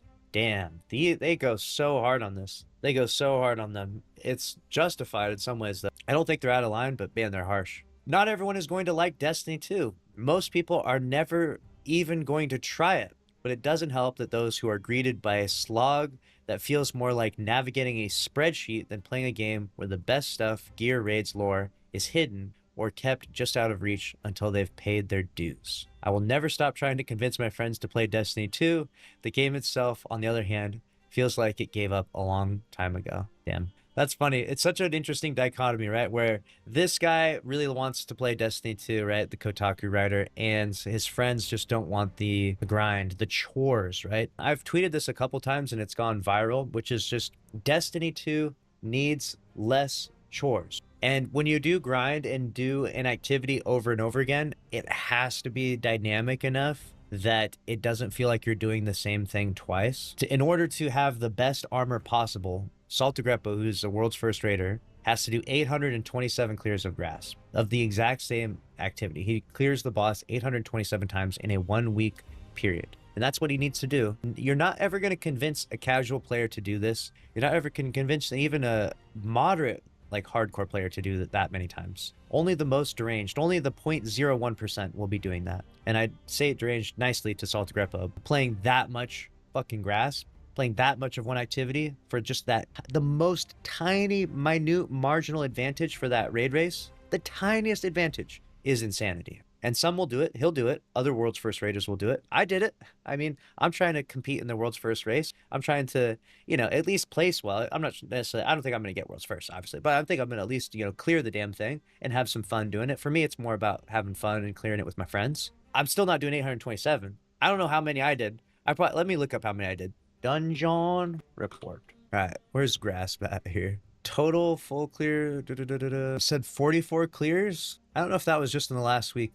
That might be by total full clears. Let's just say I did 44. A filthy casual, dude. This guy did 1,200 clears. They did 1,100 clears. 1,000, 900, 900, 900, 900, 850, 800, 700, 700, 700. And there's Salty Greppo at 700, right? Just think about the level of insanity. Salty Greppo was only the top 14 with 700. Someone did 1,200. Jeez. That's what they're talking about. They're greeted by a slog. You just have to grind the same mindless thing. Can someone explain to me why I'm stupid or why I don't? There's a disconnect. Why is it that we can't make activities have a certain level of variance in them? The time of day, like the activity could be night, day, the ads can be in different locations, have different behavioral patterns. If you have to grind an activity 100 times, let's say you're going to grind a strike, right? The inverted spire. Every time you grind it, it should be substantial to marginally different than the last time. The ads location. Now they're adding some elements to this, right? With banes. Like randomly you'll go in and there'll be like a drain bane. You're like, oh shit. Or randomly it'll be that bane. So like they're adding some variance. And that does create a unique experience each time. We need more of that. Bungie's starting to get there, but we need a lot more of that. Especially if you want someone to do 1,200 clears of an activity in a week, right? And I don't know that Bungie wants you to do this necessarily. I think this is more of a community's desire to accomplish things, but this is what the community will do if the loot is desirable enough. People will grind this level. It was interesting that Bungie responded to this article. They said, hope upcoming changes in Saga can prove we haven't given up, and we never intend to. So there it is. They haven't given up. We're still in this. Over the next week, we're going to be putting together multiple potent builds for all classes that we believe are going to dominate in this next sandbox. However, for my beloved Titans, I just wanted to give you guys a little sneak peek of what I believe is going to be among the best builds we'll get to play in Edge of Fate. Now, if there is one thing we could say positive about Edge of Fate, it's that this sandbox overhaul, these systematic changes, from difficulty to damage squishing to our transfer of stats, the ability to build up to 200, fellas, I cannot stress just how much Destiny is about to change for us. Now, to kick things off, we're going to start with this first video featuring Titan builds, which takes us to a build that I know many of you are familiar with. And this particular build is receiving a major buff in the Edge of Fate, and that's our Solar Ignition based build utilizing Path of Burning Steps and Polaris Lance. Now, the last time we used this build was Season of the Wish. And you remember back then, guys, you could just sit in the back, pepper enemies, and it was non-stop kabloomies. Now, starting with our exotic, Path of Burning Steps. This is being reworked to increase solar weapon and ignition damage based on the number of stacks of Roaring Flames that you have. With Roaring Flames equipped, at ×1, it will grant us a 10% weapon damage buff. ×2, it will grant us 15%, and ×3 will cap out at 20%. Now, not only does this buff our weapon damage itself, but it also buffs our ignition damage. ×1 is 5%, ×2 is 10%, and ×3 is 15%. Now, this is in addition to the buff Roaring Flames already provides our abilities. Now, keep in mind, before its last rework, Path of Burning Steps was receiving weapon surge stacks, but this version will now receive its own damage buff alongside Roaring Flames. What this means is that you can stack weapon damage buffs with surge mods. Now, there's also some other benefits about Path of Burning Steps. It reduces the duration of suspend, slow, and freeze effects that are applied to you, something that may become useful on the Kepler destination. But another rework was to Roaring Flames directly. Its melee damage buff is being increased from 73 to now 200% in response to the additive damage stacking changes. Now, we made an entire video going over all the melee changes, but Throwing Hammer is definitely back on the menu, as its eternal cooldown seems to be completely pulled back, allowing for easy ability kills on minors and a few elites. And not only do we get buffs for our melee with Roaring Flames, but we also get increased grenade and super damage, that being 20% at 1 stack, 44% at 2 stacks, and 73% at 3 stacks. TLDR on this one, guys, Path of Burning Steps is looking a lot better. Now, this takes us to Polaris Lance. Polaris Lance has an exotic perk called Perfect Fifth, which states that precision hits return ammo to the magazine. Landing for precision hits loads a delayed solar explosive that scorches targets for your next shot. I cannot stress just how good this perk is. You can legitimately shoot Polaris Lance for an eternity without reloading, as long long as you can land crits. And every 5th crit is going to shoot a round that sticks to whatever it hits and explodes, and will therefore spread Scorch to surrounding targets, producing even more explosions if those Scorch stacks ignite. Now, when you add a Path of Burning Steps, that's going to increase that ignition damage, along with just boosting Polaris outright. Now, in addition to Roaring Flames, we're also going to go with Sol Invictus as our other aspect, as it peppers the battlefield with sunspots. This aspect says that solar ability kills, scorched enemy kills, and Hammer of Soul impacts create a sunspot. Now, standing in a sunspot refreshes its duration to a max of 12 seconds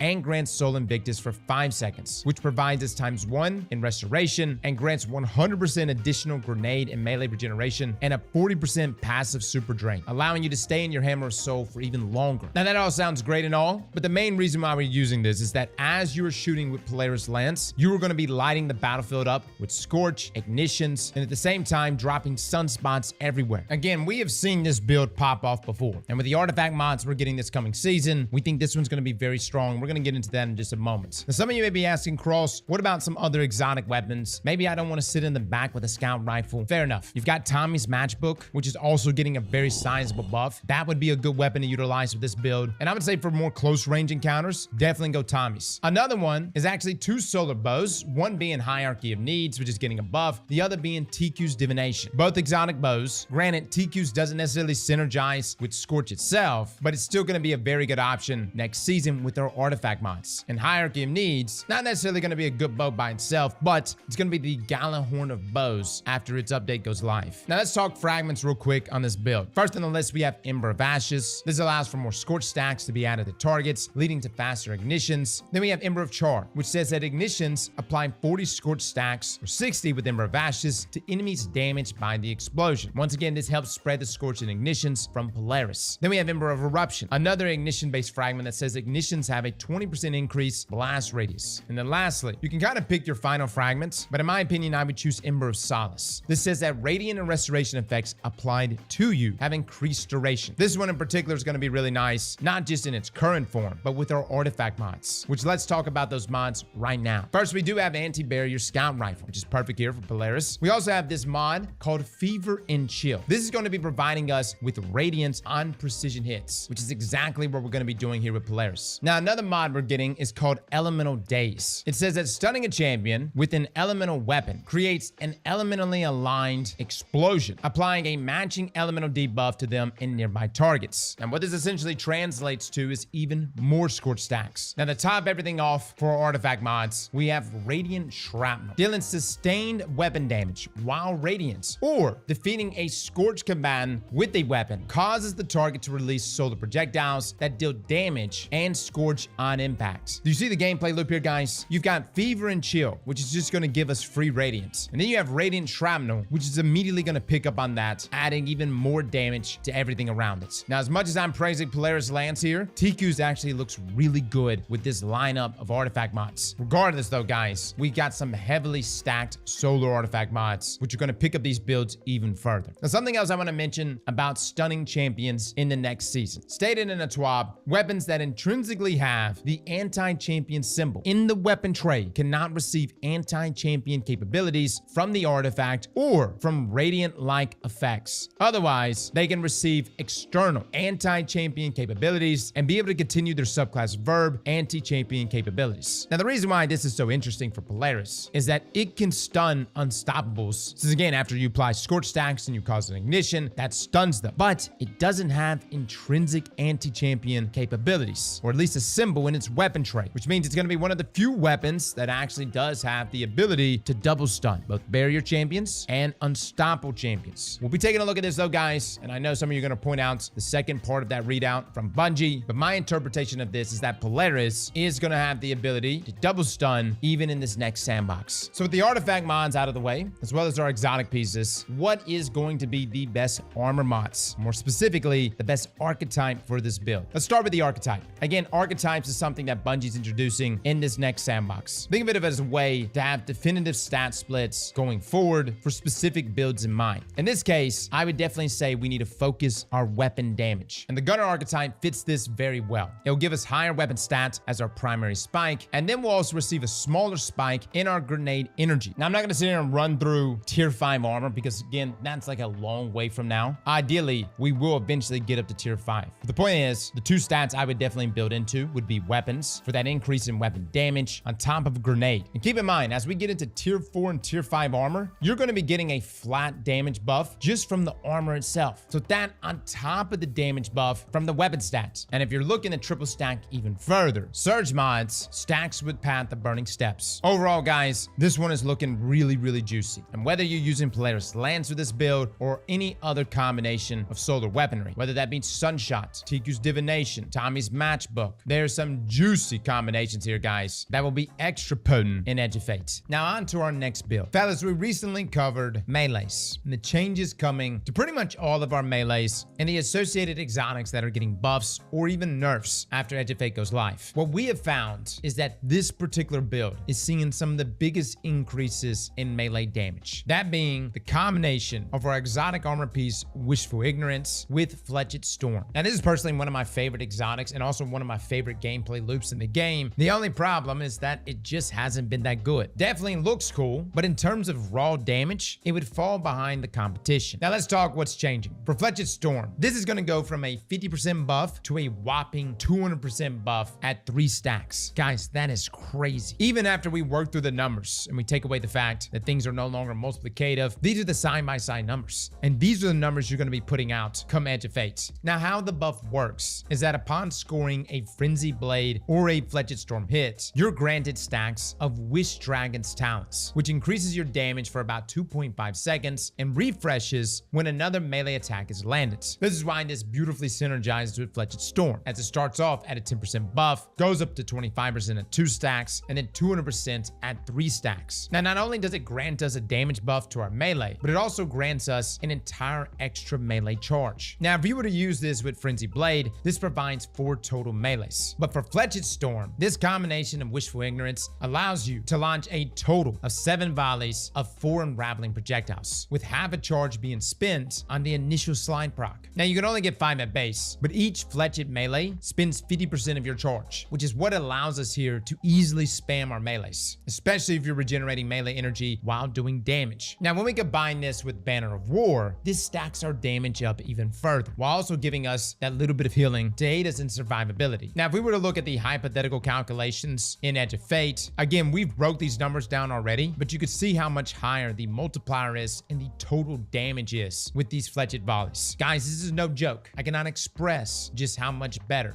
this entire kit is going to be in this next sandbox. Guys, it's so good that in my opinion, you should use something like Monte Carlo. Monte Carlo is obviously a fantastic exotic for giving you back your melee abilities, but 9 times out of 10, I would actually say it's a waste of an exotic slot. But given how good this melee damage is, Monte Carlo is definitely worth using for the ability to top off your melees. And keep in mind, as you're getting melee kills, Markov Chain is also proccing, giving your Monte Carlo the ability to deal more damage. And on top of that is an exotic, which by default does more damage anyways. Now, to take this a step further, in one of the most recent TWABs, Bungie is making a catalyst change to Monte Carlo, and that its bayonet strike damage is no longer being reduced against bosses, mini bosses, and champions. So in the midst of all of this, you'll be able to use Monte Carlo in its bayonet form to tack on a little extra damage. Now, in terms of artifact mods, we can take advantage of Rapid Fire Overload for Monte Carlo. You've got Flame Fiber Freeze for those easy slottable siphon mods for orbs. And for those that are unfamiliar, Flame Fiber Freeze was an artifact mod that we had in a previous season, and it combines solar and strand siphon mods into one single mod, along with solar and stasis siphon mods in another, essentially allowing us to have easier build crafting. Now, another great artifact option is Refresh Threads. When we pick up the tangles that we're creating, this is going to provide our ability with the lowest charge extra energy. We've got Threaded Blast, which is something you normally utilize with a strand weapon, but you could hit one of these tangles with your Fletched Volley, giving you some extra AoE damage. You also have Elemental Coalescence, which is a no-brainer for the extra tangles on kills. Shield Crush is also going to be another artifact mod that we 1000% want to slot in. You'll get the 25% melee regeneration rates and the 25% extra melee damage while we have Woven Mail. And this is going to be on top of the 200% damage from our ×3 Wish Dragon's Talents. Now, Tangle Web is another great mod if you don't decide to go with Radiant Shrapnel, which I think for these strand builds, leaning fully into strand is going to be the way to go. Now, what Tangle Web does does is that when you create a tangle, the enemies around where you just created it will become suspended. So you can see here, guys, we have a ton of artifact mods that are going to work beautifully with Wishful Ignorance and Fletched Storm. Now, in terms of subclass fragments, I like Thread of Warding. It allows us to get Woven Mail when we pick up orbs. And this is great because it will assist with keeping the Shield Crush buff active, along with just giving us great damage resistance. We've got Thread of Fury, which grants us melee energy when dealing damage with a tangle. Another option is Thread of Transmutation, which says that while Woven Mail is active, weapon kills spawn a tangle. And we're gonna have to see how this synergizes with the artifact mod, as there is a base internal cooldown, but could be really good nonetheless. And we also have Thread of Isolation for severing on precision hits, which can lead to more tangle creations, as well as just less damage being dealt to you. And if you don't like that, you can do Thread of Generation for that extra melee energy when damaging enemies. Now, finally, the last one I want to mention is Thread of Continuity. If you don't like those last few fragments, you could do this one, which provides our strand debuffs with 50% more uptime, which in this case allows us to take advantage of Cauterized Darkness even longer. Now, since this build is going to be so heavily focused on our powered melee, in terms of armor, I do think that the Brawler archetype is going to be the best here. This is going to give us the primary stats in our melee stats, and the secondary being in our health stats. Main takeaway for this, guys, we're going to do everything we can to get this stat up to 200. We want maximum damage. And keep in mind, that 30% increased damage when you have a 200 melee stats, that's a multiplicative bonus, not additive. Everything else is additive, but the damage buff from our stats, that's multiplicative.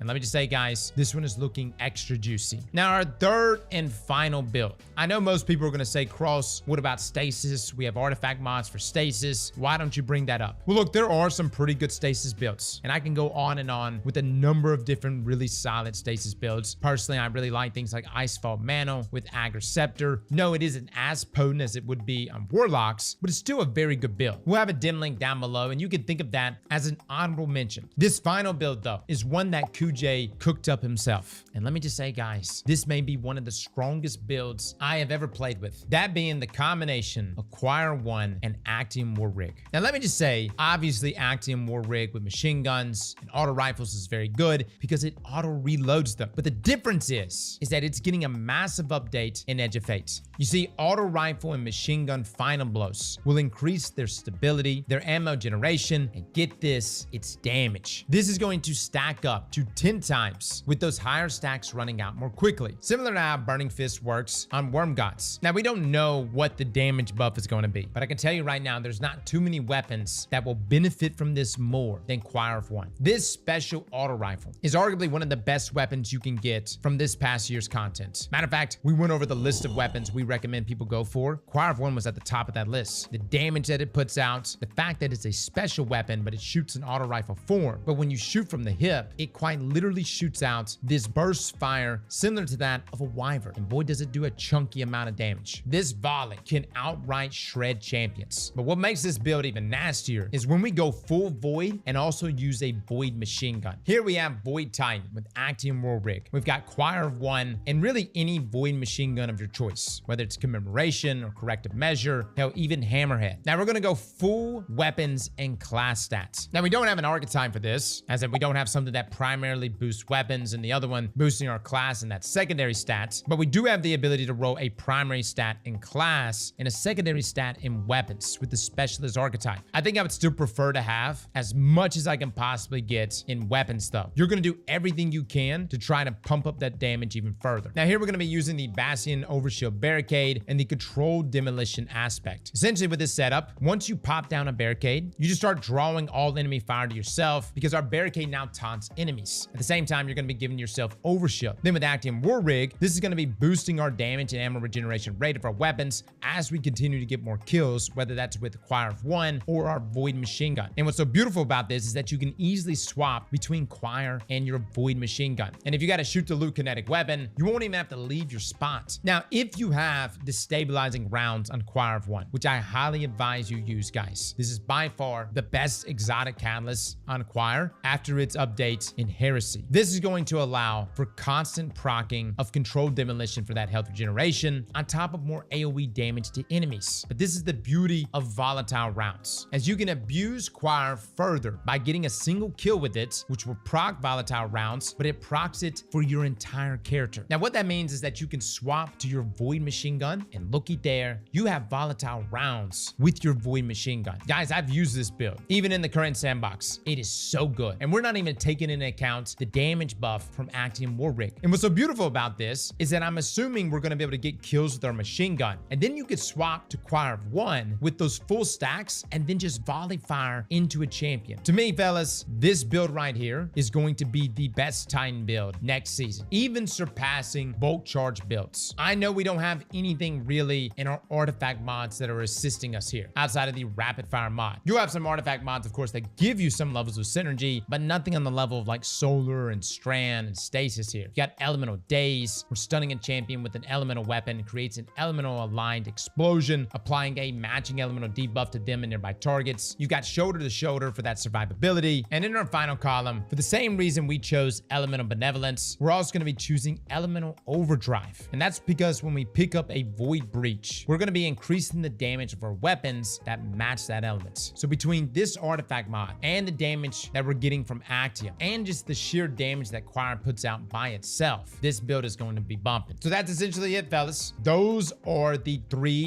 four Titan builds that I'm really excited about. Again, if you want to rock Stasis, by all means, go right ahead. We have that link down below. But these are the three that I feel like are going to pop off the most. And all three of these are currently saved for myself. And as we get into the new sandbox with different archetypes, we'll probably be updating these dim links, or we might just put out build videos right out the gates. Fellas and ladies, thank you all for coming and watching. And as always, slap that like button like your mama told you right.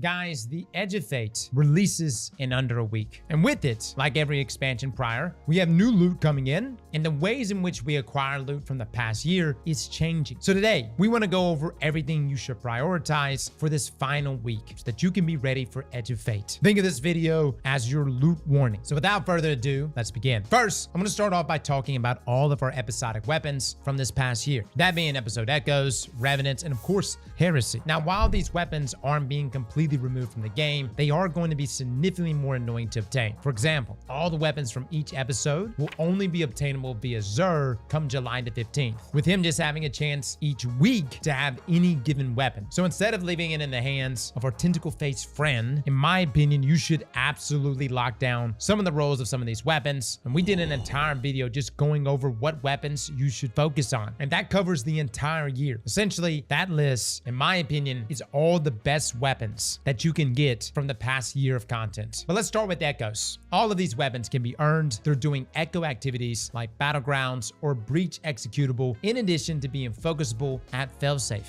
Aberrant Action, in my opinion, is a must-have, especially for contest mode. But I would say even for launch, since right now it's the only solar rocket sidearm. However, we do know we're going to be getting a new one, but we aren't sure about all the perks that are going to be available on it. Big shout out to Fallout for putting together the spreadsheet, but even with some competition coming for Aberrant Action, in my opinion, it's still a must-have. That Heal Clip incandescent combination makes it too good. And just like all the other Echo weapons, it's craftable, meaning you can lock down your perfect 5 out of 5 God roll before next week, provided you don't have the pattern already. Now, Lost Signal is another solid weapon, guys. It's a Stasis Aerial Denial Frame GL, which is very hot in the current meta. For the time being, it seems like it's still going to be very good. Now, the reason why this one in particular is so good is that it's the only one in that kinetic slot, outside, of course, the OG Witherhoard. Now, Lost Signal has some very good solid perks, from Lead from Gold, auto-loading holster, as well as One for All, which is very easy to proc on this archetype. Now, Corrasion is an arc heavy burst pulse rifle, rolling perks like Eddy Current and Line Action and Bolt Shot, as well as One for All. Now, the archetype for this is still the highest DPS archetype amongst pulse rifles, beating out even the likes of Rapid Fires, with really the only thing matching Corrasion is actually another arc heavy burst called Cruel Mercy. Now, that one too can be added to the list as well, but really what it comes down to is the perks. Cruel Mercy only has Rolling Storm, and while I do like the perk, if you're looking to focus on Ad Clear, Courageous with Bolt Shot is just the way to go. Now, something else I would also recommend is grabbing a good Perfect Paradox from Failsafe if you don't have one already. Not only does this weapon have strong combinations like Field Prep and maybe even Trench Barrel, but the Origin trait is truly what makes this shotgun so special. Essentially, dealing melee damage refills up to 20% of your magazine, and with this being a rapid fire frame, it's also got solid DPS. Now, you can combine this with perks like 1-2 Punch, which is going to be very nice in the upcoming melee changes. And for those that are not really into melee-based builds, I would urge you to check out our video covering all of the melee-based changes, because we have some big buffs, but also some sneaky nerfs that are sliding in. Regardless though, a 1-2 Punch Perfect Paradox is exactly what I have, and I've utilized this alongside Pugilist as my god roll for many months. Now, some honorable mentions for Echoes that should be lower priority, but would be nice to have, are both Chronophage, which is the Void Trace Rifle, and Ill Omen, which is the Stasis Caster Frame. Now, before moving on from Echoes though, I do want to mention that if you have a ton of Echoes Ingrams, guys, take advantage of these right now. You can go focus them for armor at Failsafe. For 1 Echo Ingram, you can focus a random piece of gear, but for 2, you can actually specifically focus a single piece. Now, you may be wondering, Cross, if we've got tiered armor coming, why would I want to focus for armor? Well, armor is getting a massive change with Edge of Fates, but what's important to know for this video is that our stats on our current armor will be transferring over to their new equivalent stats 1-to-1. For example, Intellect is becoming the super stats, which will increase your super damage up to 45% at 200. Which I cannot stress just how massive that is. Same for mobility. This stat is being transferred to the weapon stats, which will increase damage when over 100, maxing out at 200. Now, within Edge of Fate, we're going to be seeing armor pieces with archetypes. And one thing we have noticed is that there doesn't seem to be an archetype which splits our stats between both mobility and intellect, which seems to be the most desirable stats you or I would want to build in, at least for a day 1 raid, which is exactly why I went over here to Failsafe and I turned in all my Ingrams with my mobility ghost mod on to lock myself super spiky stat rolls for both mobility and intellect. Now, the reality is that past the day 1 raid, this armor set will be useless. We're going to move on from this, and that's the point of the tier system. So don't kill yourself grinding for this stuff unless you are trying to min-max for the day 1 raid. Now, moving on to episode revenants. These weapons can be earned doing either the Onslaught Salvation or the Tomb of Elder activities. Now, with bonus drops being rewarded via everyone's favorite system, that being tonics. I know many of you hate the tonic system, but it really is good for farming specific weapons and even just farming materials. So take advantage of it, guys. Now, weapons from Revenants are not craftable, so any extra drops will really help. Starting off, we have Liturgy. This is a stasis double fire grenade launcher. It can roll with very solid perks like Envious Arsenal and Chill Clip. This makes it a popular damage dealing option for damage rotations, especially when paired with other weapons that have Envious Arsenal. Bittersweet is also another one. It's here for many of the same reasons as Liturgy, that being Envious Arsenal, but it's a heavy adaptive frame grenade launcher. While yes, heavy GLs have certainly fallen behind in the DPS meta, when it comes to day 1 raids, really just never know. This does have a great combo of Envious Arsenal and Bait and Switch, which is always coveted on a GL. Now, you can also grab a solid Noxious Vetiver, which is a precision frame arc SMG. This is technically unique as it's the only arc precision SMG obtainable, at least currently, and it's got some pretty decent combinations like Attrition Orbs, which is getting a buff, and Jolting Feedback. Not to mention the Origin trait for Revenant weapons, Dark Ether Reaper, is also very good. This essentially spawns a Dark Ether charge after a certain amount of kills that when either shot or ran into, it overflows the weapon's magazine and it does a bit of damage in the surrounding area. Now, Vantage Point is yet another arc pulse rifle with perks like Jolting Feedback. So if you don't like Corrasion, this could be a solid option as well. Now, as for reprisal weapons, really my favorite one is Chroma Rush. It's a solid rapid fire kinetic auto rifle and it can roll with kinetic trimmers. And that's something I utilize for both PvE and for PvP. You've got Grid Skipper, which is a pretty good option for PvP and surprisingly does well inside of PvE, especially with destabilizing rounds, which got a massive buff inside of Heresy. Now, lastly, we have the weapons from Heresy, which can drop from either the Nether activity or the Court of Blades activity. Again, these are not craftable, but it can drop as either Adepts through the expert versions of each activity on top of double perk variants. Now, the first weapon on the list is Adamantite. This is a strand support frame auto rifle, being only the second one in the entire game, with the first one being No Hesitation, which by the way, you should probably get that one as well. And that one's craftable. But back to Adamantites. This has the bonus of taking up our kinetic slots rather than our energy slots, and it has good perks as well. It's got things like Reciprocity, Slice, as well as Hatchling, Circle of Life, Tear, as well as Attrition Orbs. Now, I cannot stress just how invaluable support frame auto rifles are for contest level difficulty. When it comes to keeping your team alive, it's really hard to find anything that does it better than these auto rifles. Now, our next weapon on the list is Psychopop. This is another aerial denial grenade launcher, but this time arc flavored. This too has good perks, but more importantly, its shiny or its double perk variant has access to the origin trait Runneth Over. That's right, guys, that's a King's Fall origin trait. Now, the reason why this is so good is that it overflows the magazine by 10% for each ally within 15 meters of you. Now, if you pair this with Ambitious Assassin, this can easily get you up to 3 shots in a single magazine, which is pretty nuts. You pair this with things like Rolling Storm, fellas, you're cooking. This can also roll with Envious Arsenal, as well as Elemental Honing, making it a pretty solid option for damage rotations. I would highly advise you try to lock down a good one of these, especially the double perk shiny variants. Now, next up, we have Refusal of the Call. Now, listen, even if you're not a big fan of glaives, this Strand Glaive is truly unique. With the melee changes coming to our glaives just in general, plus the Strand heavy artifact mods, this one is going to have beautiful synergy. Yes, glaive melee damage for legendary glaives is looking pretty strong in our next expansion. Now, I also need to mention Abyssal Edge. This is one of my most used weapons this past season, and this one is a Strand Wave Sword. Now, the most important thing about this sword is that it can roll combinations like Flash Counter and Redirection. The biggest thing, though, is of course Flash Counter. When you combine this with our exotic strongholds, you can essentially just sit there and block and never die. When you pair this with a Storm's Key barricade, and then you have enemies attacking you, this is going to be proccing Flash Counter, building up bolt charge stacks, and discharging, laying waste to everything around you. So essentially, this sword, despite it being such a defensive powerhouse with strongholds, is also very offensive on top of that. Now, something that really made this build so good this past season was Unraveling Orbs. But even without that, this sword is still going to be a great weapon in the expansions to come. Now, lastly, for Heresy, we have Watchful Eye. This is an arc aggressive frame LMG. Now, while I find myself leaning towards Commemoration or Corrective Measure when I'm searching for any machine gun, those are both void. And if you're someone who doesn't raid often, Watchful Eye is a great replacement for either of those, with roles like Overflow, Field Prep, Eddy Current, and Jolting Feedback, as well as Skill and Tally. Machine guns are actually looking pretty good in this next expansion, partly due to the fact that you can reload part of the weapon throughout its reload animation. You don't have to do a full reload in order for the machine gun to be fully loaded and ready to go. Even if you do a part reload, part of the magazine will be ready for you to start shooting immediately. Now, lastly, for this section, I do want to give a reminder that Rite of the Nine will also be leaving with Edge of Fate as well. I know many of us don't care for the weapons, but some of them really are solid. And yes, we have videos on those weapons. Do keep in mind that once the event is gone, the shiny versions of these weapons are gone as well. Just like Into the Light, these shiny variants will only be available for the duration of the events. So if you're looking for a specific shiny weapon, you have until the 15th to get it. Now, with our episodic weapons out of the way, we can now move on to some of the weapons that are having their acquisition changed in Edge of Fate. Thankfully, this past swap gave us a good amount of information as to where we can find certain weapons going forward. For richer weapons like Vanguard Ops, Crucible, and Gambit, these locations are remaining the same at each respective vendor. However, in Edge of Fate, reputation tracks are no longer a thing. And with that, ritual Ingrams are also going to be deprecated. Now, you can still buy these weapons, but the cost has changed slightly due to the removal of the Ingram requirements. These will now cost 15,000 Glimmer and 3 enhancement cores. Now, this will mainly only make Crucible weapons more expensive because currently they only cost 5,000 Glimmer and 3 Ingrams to focus for. But I would say, guys, if you don't have a good Randy's throwing knife with under, over, and kinetic trimmers, hot damn it, fellas, please get one. This is still, in my opinion, one of the best scout rifles for dealing with champions, especially barrier champions, which will be in the artifact mod in the Edge of Fate. Truly one of my most used scout rifles when dealing with barrier champions. Now, as far as our Nightfall weapons, these are also going to be moved to Legacy gear, but Bungie didn't exactly clarify the cost here. I would assume that they're going to keep the same 25,000 Glimmer costs that they currently have and probably replace Ingrams with cores, just like ritual weapons. Now, Nightfalls are being reworked a bit as a whole. Essentially, rather than having a weekly rotation for weapons, this is going to be on a daily rotation, and the pools of weapons is also expanding to include any Nightfall weapons that have an origin trait. Now, these rewards will work on a knockout list until all weapons have been unlocked, and then all the drops will have a flat drop chance. Now, also under Vanguard Ops is Onslaughts. Now, since this is going to be moved into the portal, this will feature new tier drops drops, meaning the Brave Arsenal will no longer be obtainable from Onslaught. Rather, they're going to be moved into Xur's pool of weapons. But note, this will not feature any shiny variants, as those were only available during the Into the Light event last year. So these are another group of weapons that if you want a good roll-off, now is the time to get it, guys. Whether it was Mount Top, Hammerhead, Recluse, Luna's Howl. Honestly, there were so many bangers from Into the Lights. They pretty much all were bangers. But dude, just look through your vaults. If you're like,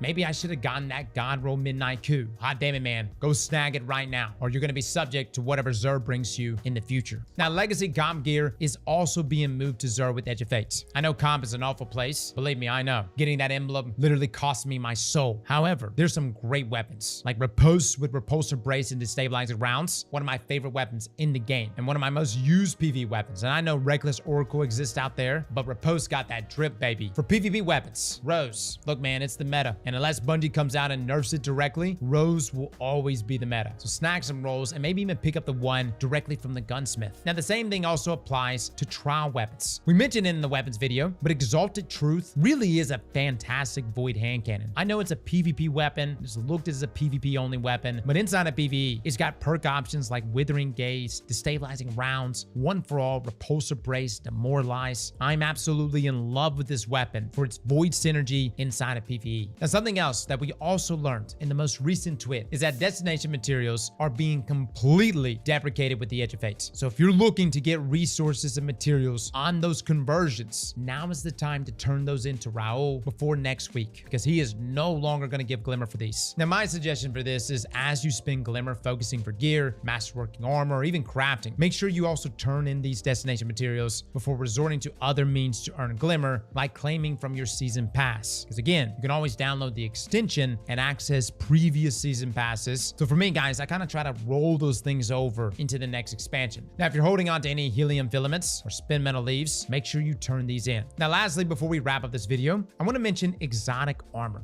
You see, we recently put out an entire video breaking down exotic armor and how it's going to work in Edge of Fates. Essentially, though, the exotic armor we earn after next week is going to be earning lower overall stats than what we currently have, only being between 58 and 63 on our stat distribution, which I know is a huge bummer. We're still very perplexed why Bungie's doing this. Now, we do know that like our legendary gear, our current exotic armor stats are going to be carried over 1-to-1. So it's very beneficial, in my opinion, to focus your Ingrams now for exotic armor that will be part of your builds next week. And you can check out our entire video where we go over these exotics and touch on everything in great detail. And if you're sitting there wondering why is Bungie doing this, we don't really know. We just know that essentially your exotic armor is going to be like the equivalent of like a high-end tier 2 come Edge of Fate. And it's going to be that way pretty much for the next year. We're hoping that this is because maybe they're doing some massive overhaul and rework to our exotic armor pieces. Whatever the case though, getting tier 5 exotic armor pieces just won't be a thing in Edge of Fate or in Renegades unless Bungie moves things up on their timetable. So guys, that's it. That is our loot warning for Edge of Fate. We're going to continue recapping stuff this week, guys. We'll have a final TWAB as well. We'll be covering everything we could possibly cover, including builds that we're going to be considering going into Edge of Fate. And as far as like a total prep list, outside of this video, there's really nothing else I'm going to be doing other than farming high mobility, high intellect armor pieces with those spiky stat distributions, and of course, accumulating a number of bounties to unlock artifact mods. But that's essentially it. Everything else is on this list right here, guys. So yes, think of this as a loot warning, but also a pseudo prep list for those of you trying to lock down certain items before we get into Edge of Fate. Now, if you're looking to be grinding pieces of armor or locking down any of these other items, we will be live over at twitch.tv/Astrocross. We pull people right there from the stream, and we would love to have you join us. Well, fellas and ladies, thank you all for coming and watching, and as always, Slap that like button like your mama told you right.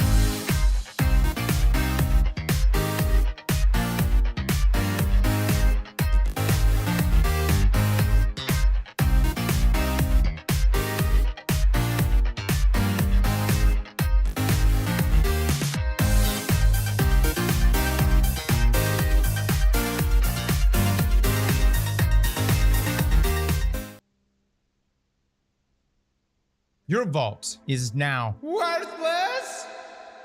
Or at least, that's what a lot of people are saying. Matter of fact, some have even gone as far as to delete almost their entire vault. We're actually in the midst of our own series, Vaultflation, where we essentially go through and delete multiple weapons. And yes, we have made it to a whopping 653 out of 700 so far. No lie, we gotta speed this up, guys. At this rate, by the time we get to the number that we need to get to, Destiny 4 will be rolling out. Now, why are people deleting their vaults? Well, since the embargo has lifted and Edge of Fate details have been rolling out, the new loot system has been revealed to us, the new armor system, how exotics are gonna change, how tiers for weapons are also gonna be a thing. Many people across the community have said this is straight up sunsetting. And in some ways, I get this sentiment. It's almost like a soft sunset, if you will. However, in today's video, I wanted to look at all the new information we have so far regarding new weapons, from new armor, as well as new stats being introduced with Edge of Fate, and give you our answer on whether or not you should in fact nuke your vaults. First, let's do a very quick recap as to what is actually changing. Now, this is something that has been broken down in length from many folks. We recently actually watched Benny's video going over the tiered loot, archetypes, build sets, so if you want to check out that video, you can. But let's start with weapons first. As we've known for quite a while, weapons have been reworked to have different weapon tiers, from tier 1 up to tier 5. Now, a tier 1 weapon is your standard weapon, with one perk in the third column, one perk in the fourth column, nothing being enhanced. So essentially, the normal drops you've seen over the years. Tier 2 are weapons that have enhanced traits in the third and fourth column. And then there's tier 3. These are weapons that have enhanced perks, but also have 2 perks in columns 3 and columns 4. Even the weapon mods for this tier are enhanced as well. These are most similar to shiny weapons from, say, things like Rite of the Nine, which Bungie did actually confirm would be the equivalent of tier 3 weapons, which is a whole other can of worms that we're not going to get into in this video. Next up is tier 4, which sees every perk, including the barrel and mag perks, being enhanced. And then lastly, we have tier 5 weapons. Again, they have every perk enhanced, but this time it will include the origin traits as well. Now, this is actually going to come with 3 perks in columns 3 and 3 perks in columns 4. Tier 5 weapons will also have unique animated shaders that you can equip, as well as special on kill effects like sweaty confetti, for example. And no, this won't take up your mod slots. We also learned in the most recent TWAB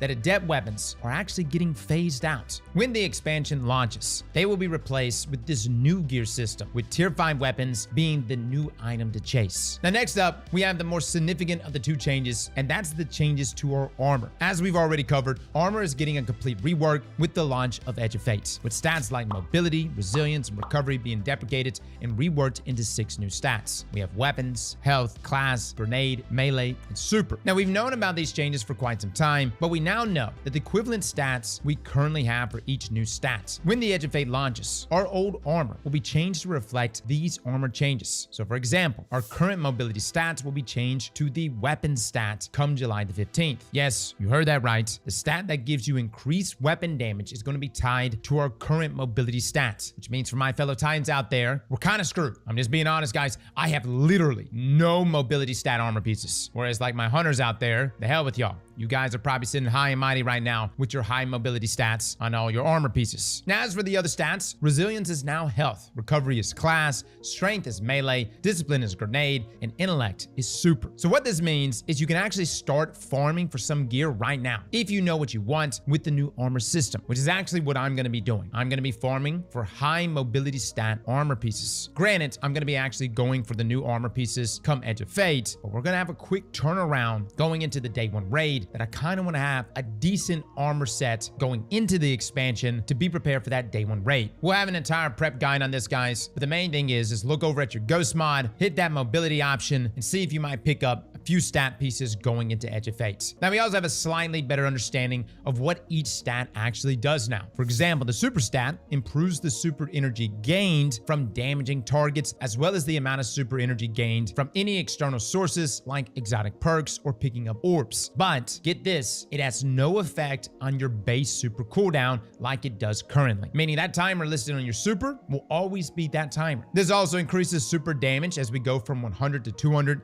as this will increase linearly from 0% up to a whopping 45% at 200 stats, which is why so many people are saying right now they're going to be looking for armor sets that are high in both mobility, that being weapons, going into the next expansion, and high in intellect. That way you can net yourself more super energy and, of course, a hell of a lot more damage. Now, armor-like weapons are also going to have a tier associated with them, although this time it seems like higher tier armor is certainly more important than a tier 5 weapon. This is because the higher tier the armor is, the better the stats will be overall. overall, with tier 1 being anywhere between 48 to 53, and then tier 5 being between 73 and 75, on top of stat tuning. Now you're hearing these values right, guys. 73 to 75 at tier 5. Now stat tuning will only be available for tier 5 armor, and this allows you to add a tuning mod to your armor like balance tuning, which will slightly raise the 3 lowest stats on your armor, but there's also other tuning mods which will allow you to raise one stat by +5 while also lowering another stat by -5. Now which stat is increased is determined by these 3 lines next to a given stat, which seems to be completely RNG as to which stat that is on your armor. Now most of us are going to be ditching our current armor sets, as it's not just the higher stats that we're going to be going for, it's also the set bonuses associated with these new armor pieces. We recently talked about the Bushido set with the 2-piece bonus that heals you on kills with freshly drawn or reloaded weapons. Then you got the 4-piece, which makes it so that your bow, shotgun, and sword fighting blows temporarily reduce incoming damage, and damaging targets with those weapons extends the effect. This is just one example of the different set bonuses we'll be able to earn in the Edge of Fate. Now, as you may have expected,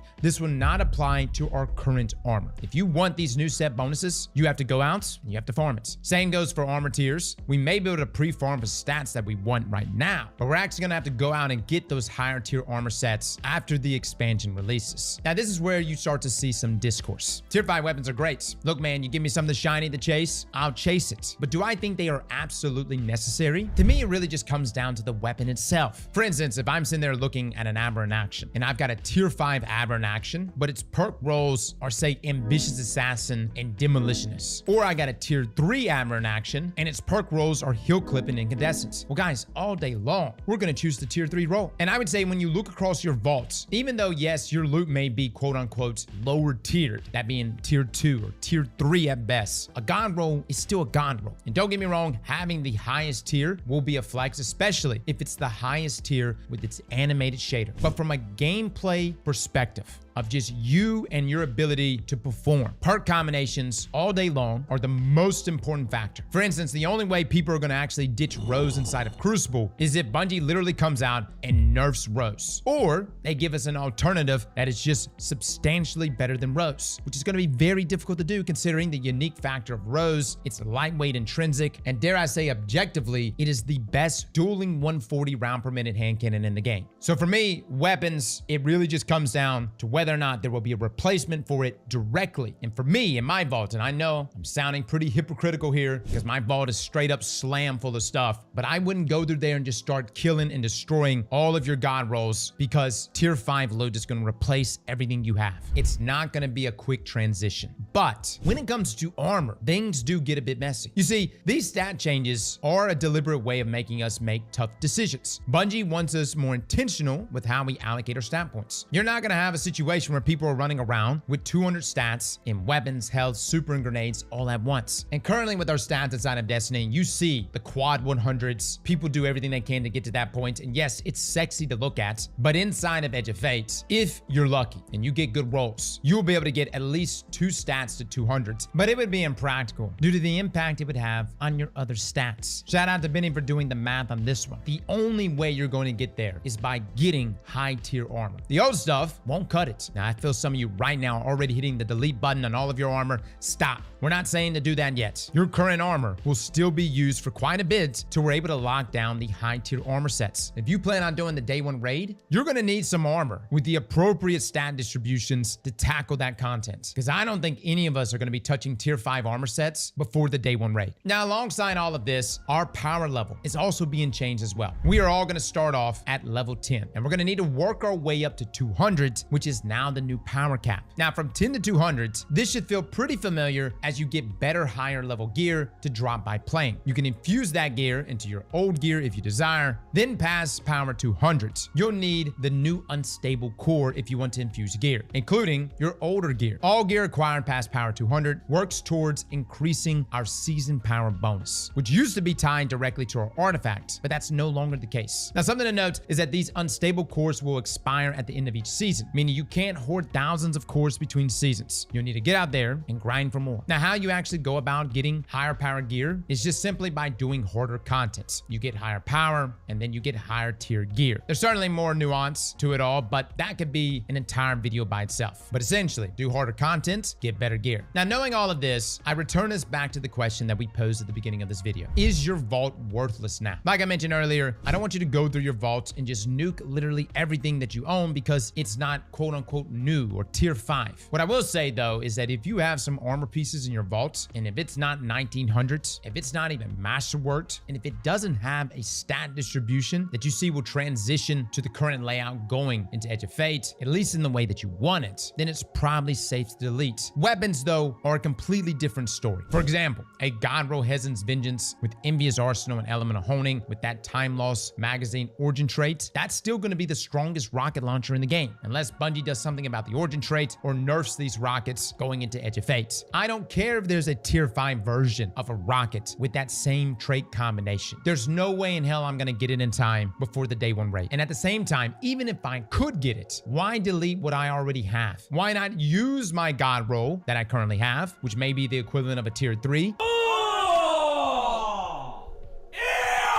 To secure me that tier 5 version. And the other side of things is that we don't even know if the tier 5 version is even going to have these same perk combinations. And as we mentioned above, that is the most important factor when it comes to your weapons. There's a reason why even if you grind trials for an entire weekend and you lock down a 5 out of 5 God roll, but it's not adept, you're going to keep that 5 out of 5 God roll and you're going to shred those adepts. So I would be very selective with what you delete when it comes to your weapons in your vaults. Gear though, that is a completely different story. And it definitely seems Bungie is aggressively moving us in that direction to adopt the new armor system. Now, besides all the inherent benefits that we went over for both weapons and armor, there's also something new being introduced with Edge of Fate. That being new gear bonuses, which you could see when looking at your artifact. These will give you straight up bonuses to both your damage resistance as well as weapon damage when using new gear, which is determined by this blue icon on the left corner of your weapons or armor. Now, this is pretty crazy and where some people have been rubbed the wrong way with these changes. For example, when using new armor, you could get up to 15% damage resistance just for using that season's armor. The same goes for weapons, as equipping a heavy from the season would provide a 15% damage bonus, and according to Mossy Max, who referenced Kakis's video, this would be a 10% bonus damage at launch, and that will apply to that heavy weapon. So again, your old gear will still be useful for a pretty long while, especially when you're trying to level your power. But once we reach in-game content, we're going to have to change things out. I'm really curious to see how this is going to apply to a day 1 raid because the turnaround for that is so fast that I'm actually really curious to know how these systems are going to apply to it. If that's the case, it's going to be a very hard sell to keep us using old gear when new gear is going to provide such good passive benefits. Bungie doing contest mode for day 1 raids was their way of correcting the whole power grind to attempt the day 1 raid. It was to level the playing field so that everyone could jump into that experience. But if they go this route, this means that the folks that are literally going to dedicate, I don't know, 80 to 100 hours going into that day 1 raid will have a substantial advantage. We're still going to have the power grind leading up to the day 1 raid to at least meet the minimum threshold, but then we're going to have seasonal weapons and armor that may end up giving us 15% extra damage or damage resist. And in a day 1 setting, guys, that can literally be the difference between who makes it and who doesn't. So guys, I know this is a lot. TLDR, don't delete all of your gear, but a little bit of spring cleaning wouldn't hurt, which is exactly what I'm doing. I will say the sooner we get more information from Bungie on this, the better. Even if it's information that some of us may not want to hear. They come out and say, hey, the day 1 raid experience will require you to grind to a certain power level. And on top of that, if you really want to be super optimal, you will need to get those armor pieces with those passive benefits. All right then, fellas, we ain't sleeping, man. With that being said though, for your weapons specifically, it's the role that ultimately matters. And what is a God roll today, unless Bungie comes out and directly addresses that specific weapon, archetype, or perk combinations, that God roll will still be a God roll, which is essentially me giving you my blessing to keep all 200 Ergo sums that you've saved up over the past year. Actually, don't do that. Check out Blue Ingram, guys. Please go check out this site. You could see which ones are your duplicates, both for Ergo sums and exotic class items. That's a great way to just free up some space. If you're sitting on a bunch of dupes, get rid of them. But me, myself, guys, I'm not a fan of regrinding things, especially God rolls. But hey, it's your vault. Some of you have been very proud of yourselves posting up pictures of your vault now being 100 out of 700, which I think is fantastic. If anything, guys, delete everything you got. For the day one raid, this would be fantastic, as you've essentially eliminated yourself before the raid even began. No, but for real, keep those God rolls, guys. Don't nuke anything just yet. Be selective with your armor, and hopefully Bungie comes out with some more information. And by God, can we get a tease of what the hell the vault solution is going to be going into Renegades. That's it, guys. Those are our thoughts. Fellas and ladies, thank you all for coming and watching. And as always, Slap that like button like your mama told you right.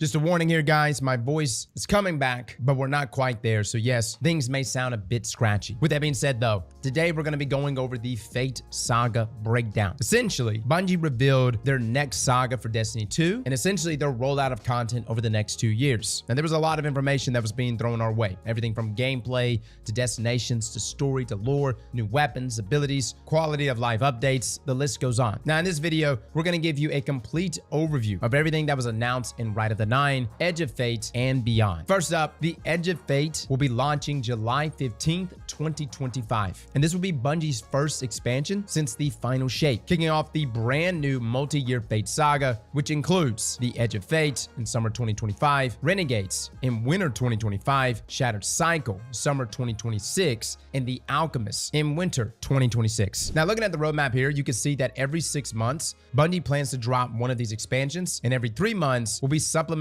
by a major update. So for instance, on September the 9th, 2025, we'll be getting something called Ash and Iron. On March 3rd, 2026, we'll be getting Shadow and Order. Now these major updates are not tied to the expansion and they're completely free. What this also means is that seasonal content isn't phased out year over year, but instead here to stay. In Ash and Iron, we're actually going to be returning to the Plaguelands. The update will also include a new game mode called Reclaim and a new exotic mission, new pinnacle ops, 2 new exotic weapons, and an assortment of new gear as well. Now some of you still holding out that we're going to get that Siva subclass or perhaps the return of Wrath of the Machine. Neither of those were mentioned. So again, don't get your hopes up, or at least keep those expectations somewhat tempered. I'm even more curious to know what the story and lore is going to be around us returning to the Plaguelands. Now there is going to be a season pass. However, it's bundled with each expansion, or you can purchase it separately for 1,000 silver, which is roughly $10. Now a pain point for many players is the amount of raids and dungeons we are receiving each year, and that being reduced. Edge of Fate will bring a new raid. Renegades will bring a new dungeon, which means we're only going to be getting 2 new large in-game activities each year. Whereas this past year, we've got Vesper's Host, Sunder Doctrine, and Edge of Salvation. Now, the new raid for Edge of Fates will release on July the 19th. So again, mark those calendars, guys. This is a Saturday, which is a shift from the usual Friday release. The last time they did this was actually back in Bound the Disciple, and you know how that went. Hopefully that won't be the case this time. And again, with it being on the weekend, should mean more people getting the opportunity to jump in and give the raid a go. Now, there are 4 editions of the DLC that you can pre-order right now. You've got the Edge of Fate Standard Edition, which just covers the Edge of Fate expansion, which is $40. The Year of Prophecy Edition, which includes the Edge of Fate and Renegades expansion, which is $80. And the Year of Prophecy Ultimate Edition, which includes 2 expansions, plus 3 Star Wars themed ornament sets, an assortment of emblems, emotes, materials, and even New Land Beyond. Now this is $100. And then you have the Collector's Edition, which is a whopping $275 if you want the Guardian statue, as well as some other cool digital and physical collectibles. Now, even though we don't have much information on the expansions releasing in 2026, what we do know is that the Fate Saga will last for several years. So essentially wrapping up by the Alchemist. As in, this doesn't look to be a 10-year saga, but it could be the segue into us eventually approaching who we think is the main antagonist, that being the Winnower. Now, surprisingly, the Edge of Fate is not taking us outside of our solar system. Instead, we're going to be taking a greater focus on our solar system as a whole. We have been summoned by the Nine to a planetoid located in the Oort cloud called Kepler. Here we are going to encounter visible dark matter that will interact with us, giving us new abilities to solve puzzles,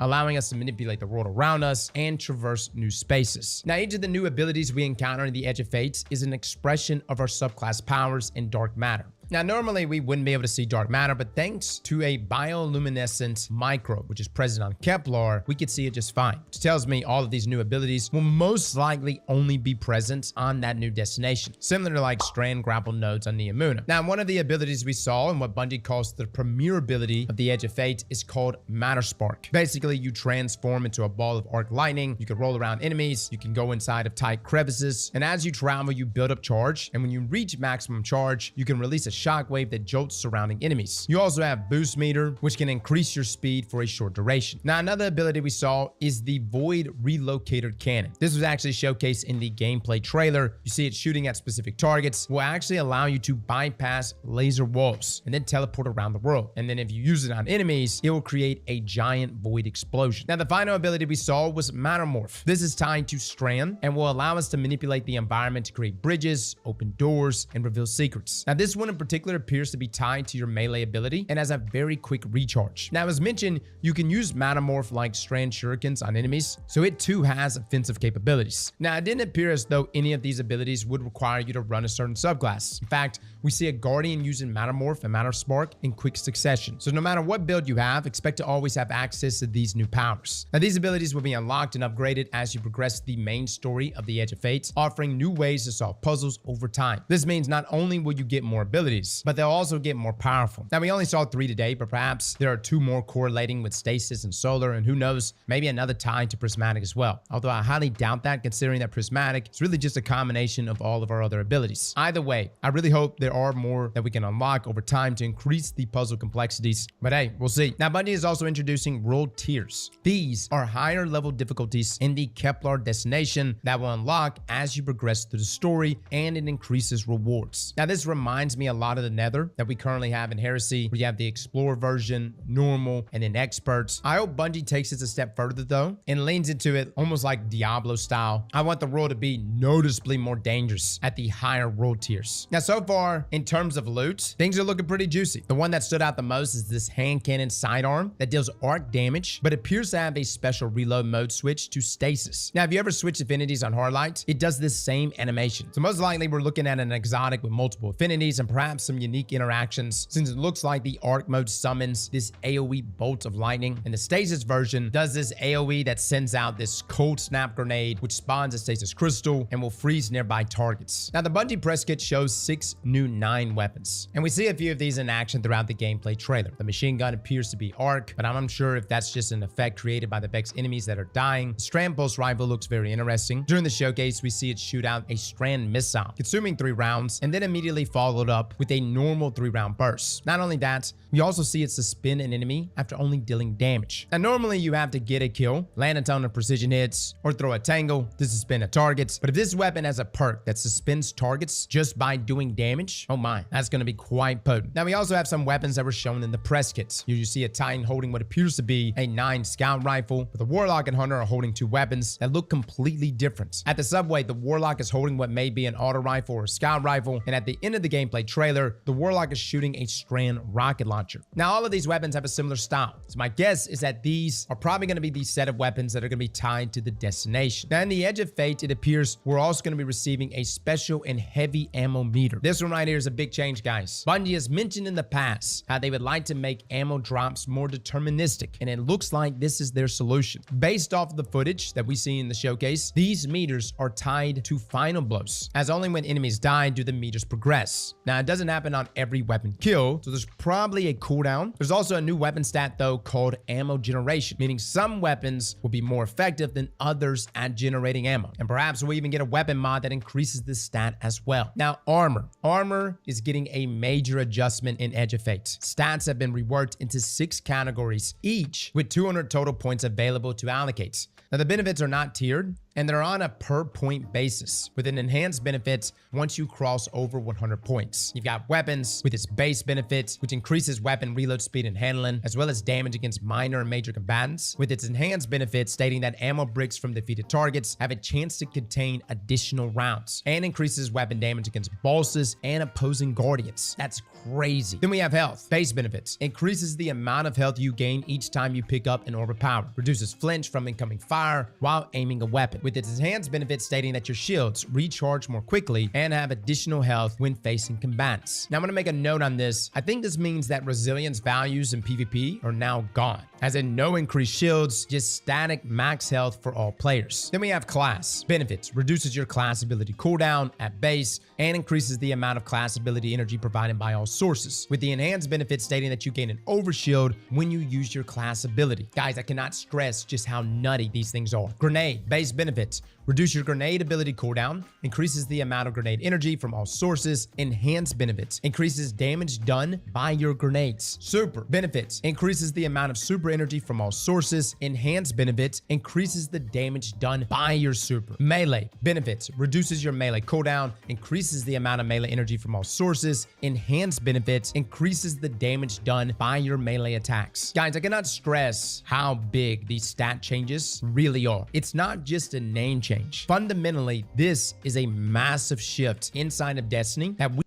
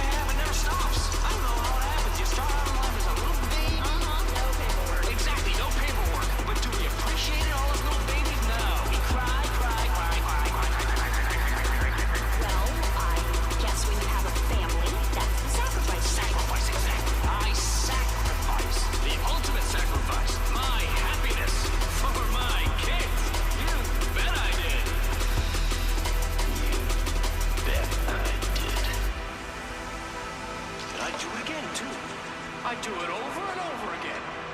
That's my life over and over and over and over and over and over and over and over and over and over and over and over and over and over and over and over and over and over and over and over. Okay, Clay, I get the point. No, you.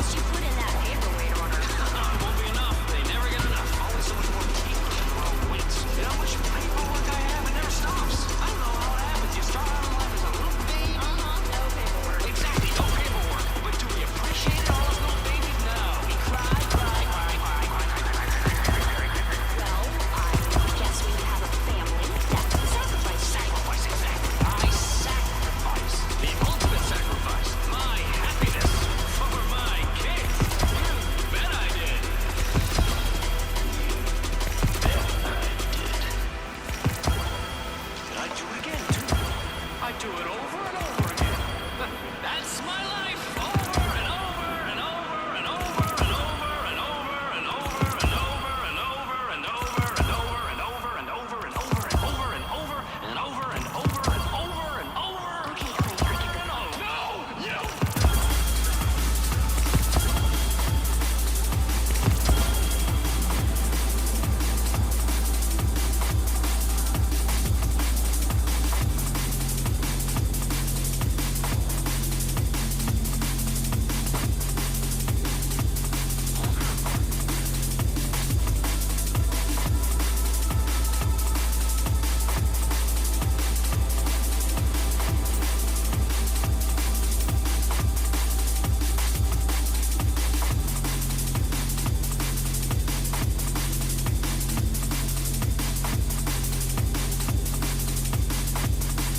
And then when you finally get one of these, covered in pieces of tail that have been built up as a grand trophy in your nothing life, you try desperately to keep it. Not to protect it, but to hoard it.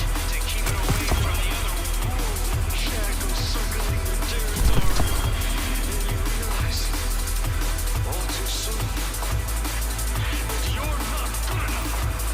Maybe there was a jerk-off called Darwin after all, and that you never acknowledged his existence because you knew deep inside that you were really what you feared you were. Weak, passive, and ultimately broken by the ones who were made the fittest. And that through your weaknesses you built up a poison that poisoned others around you. That you loved. And the only true justice was to let those dominant jackals feed on you, survive off you.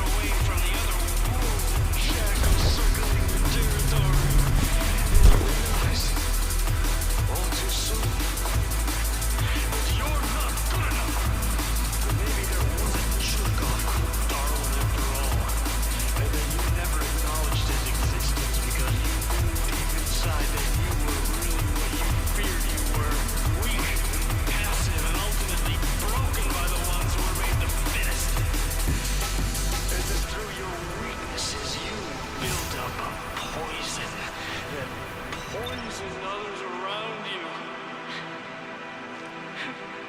that you love. The only true justice was to let those dominant jackals feed on you, survive off you.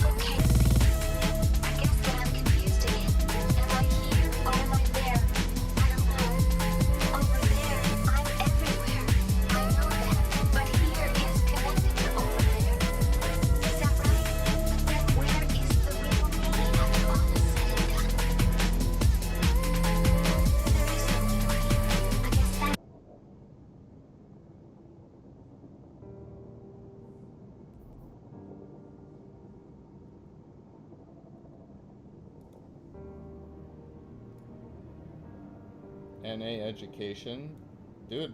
I mean, literally, when you live in a world for what, like 7 years now, where I don't write. All I do is type on my phone and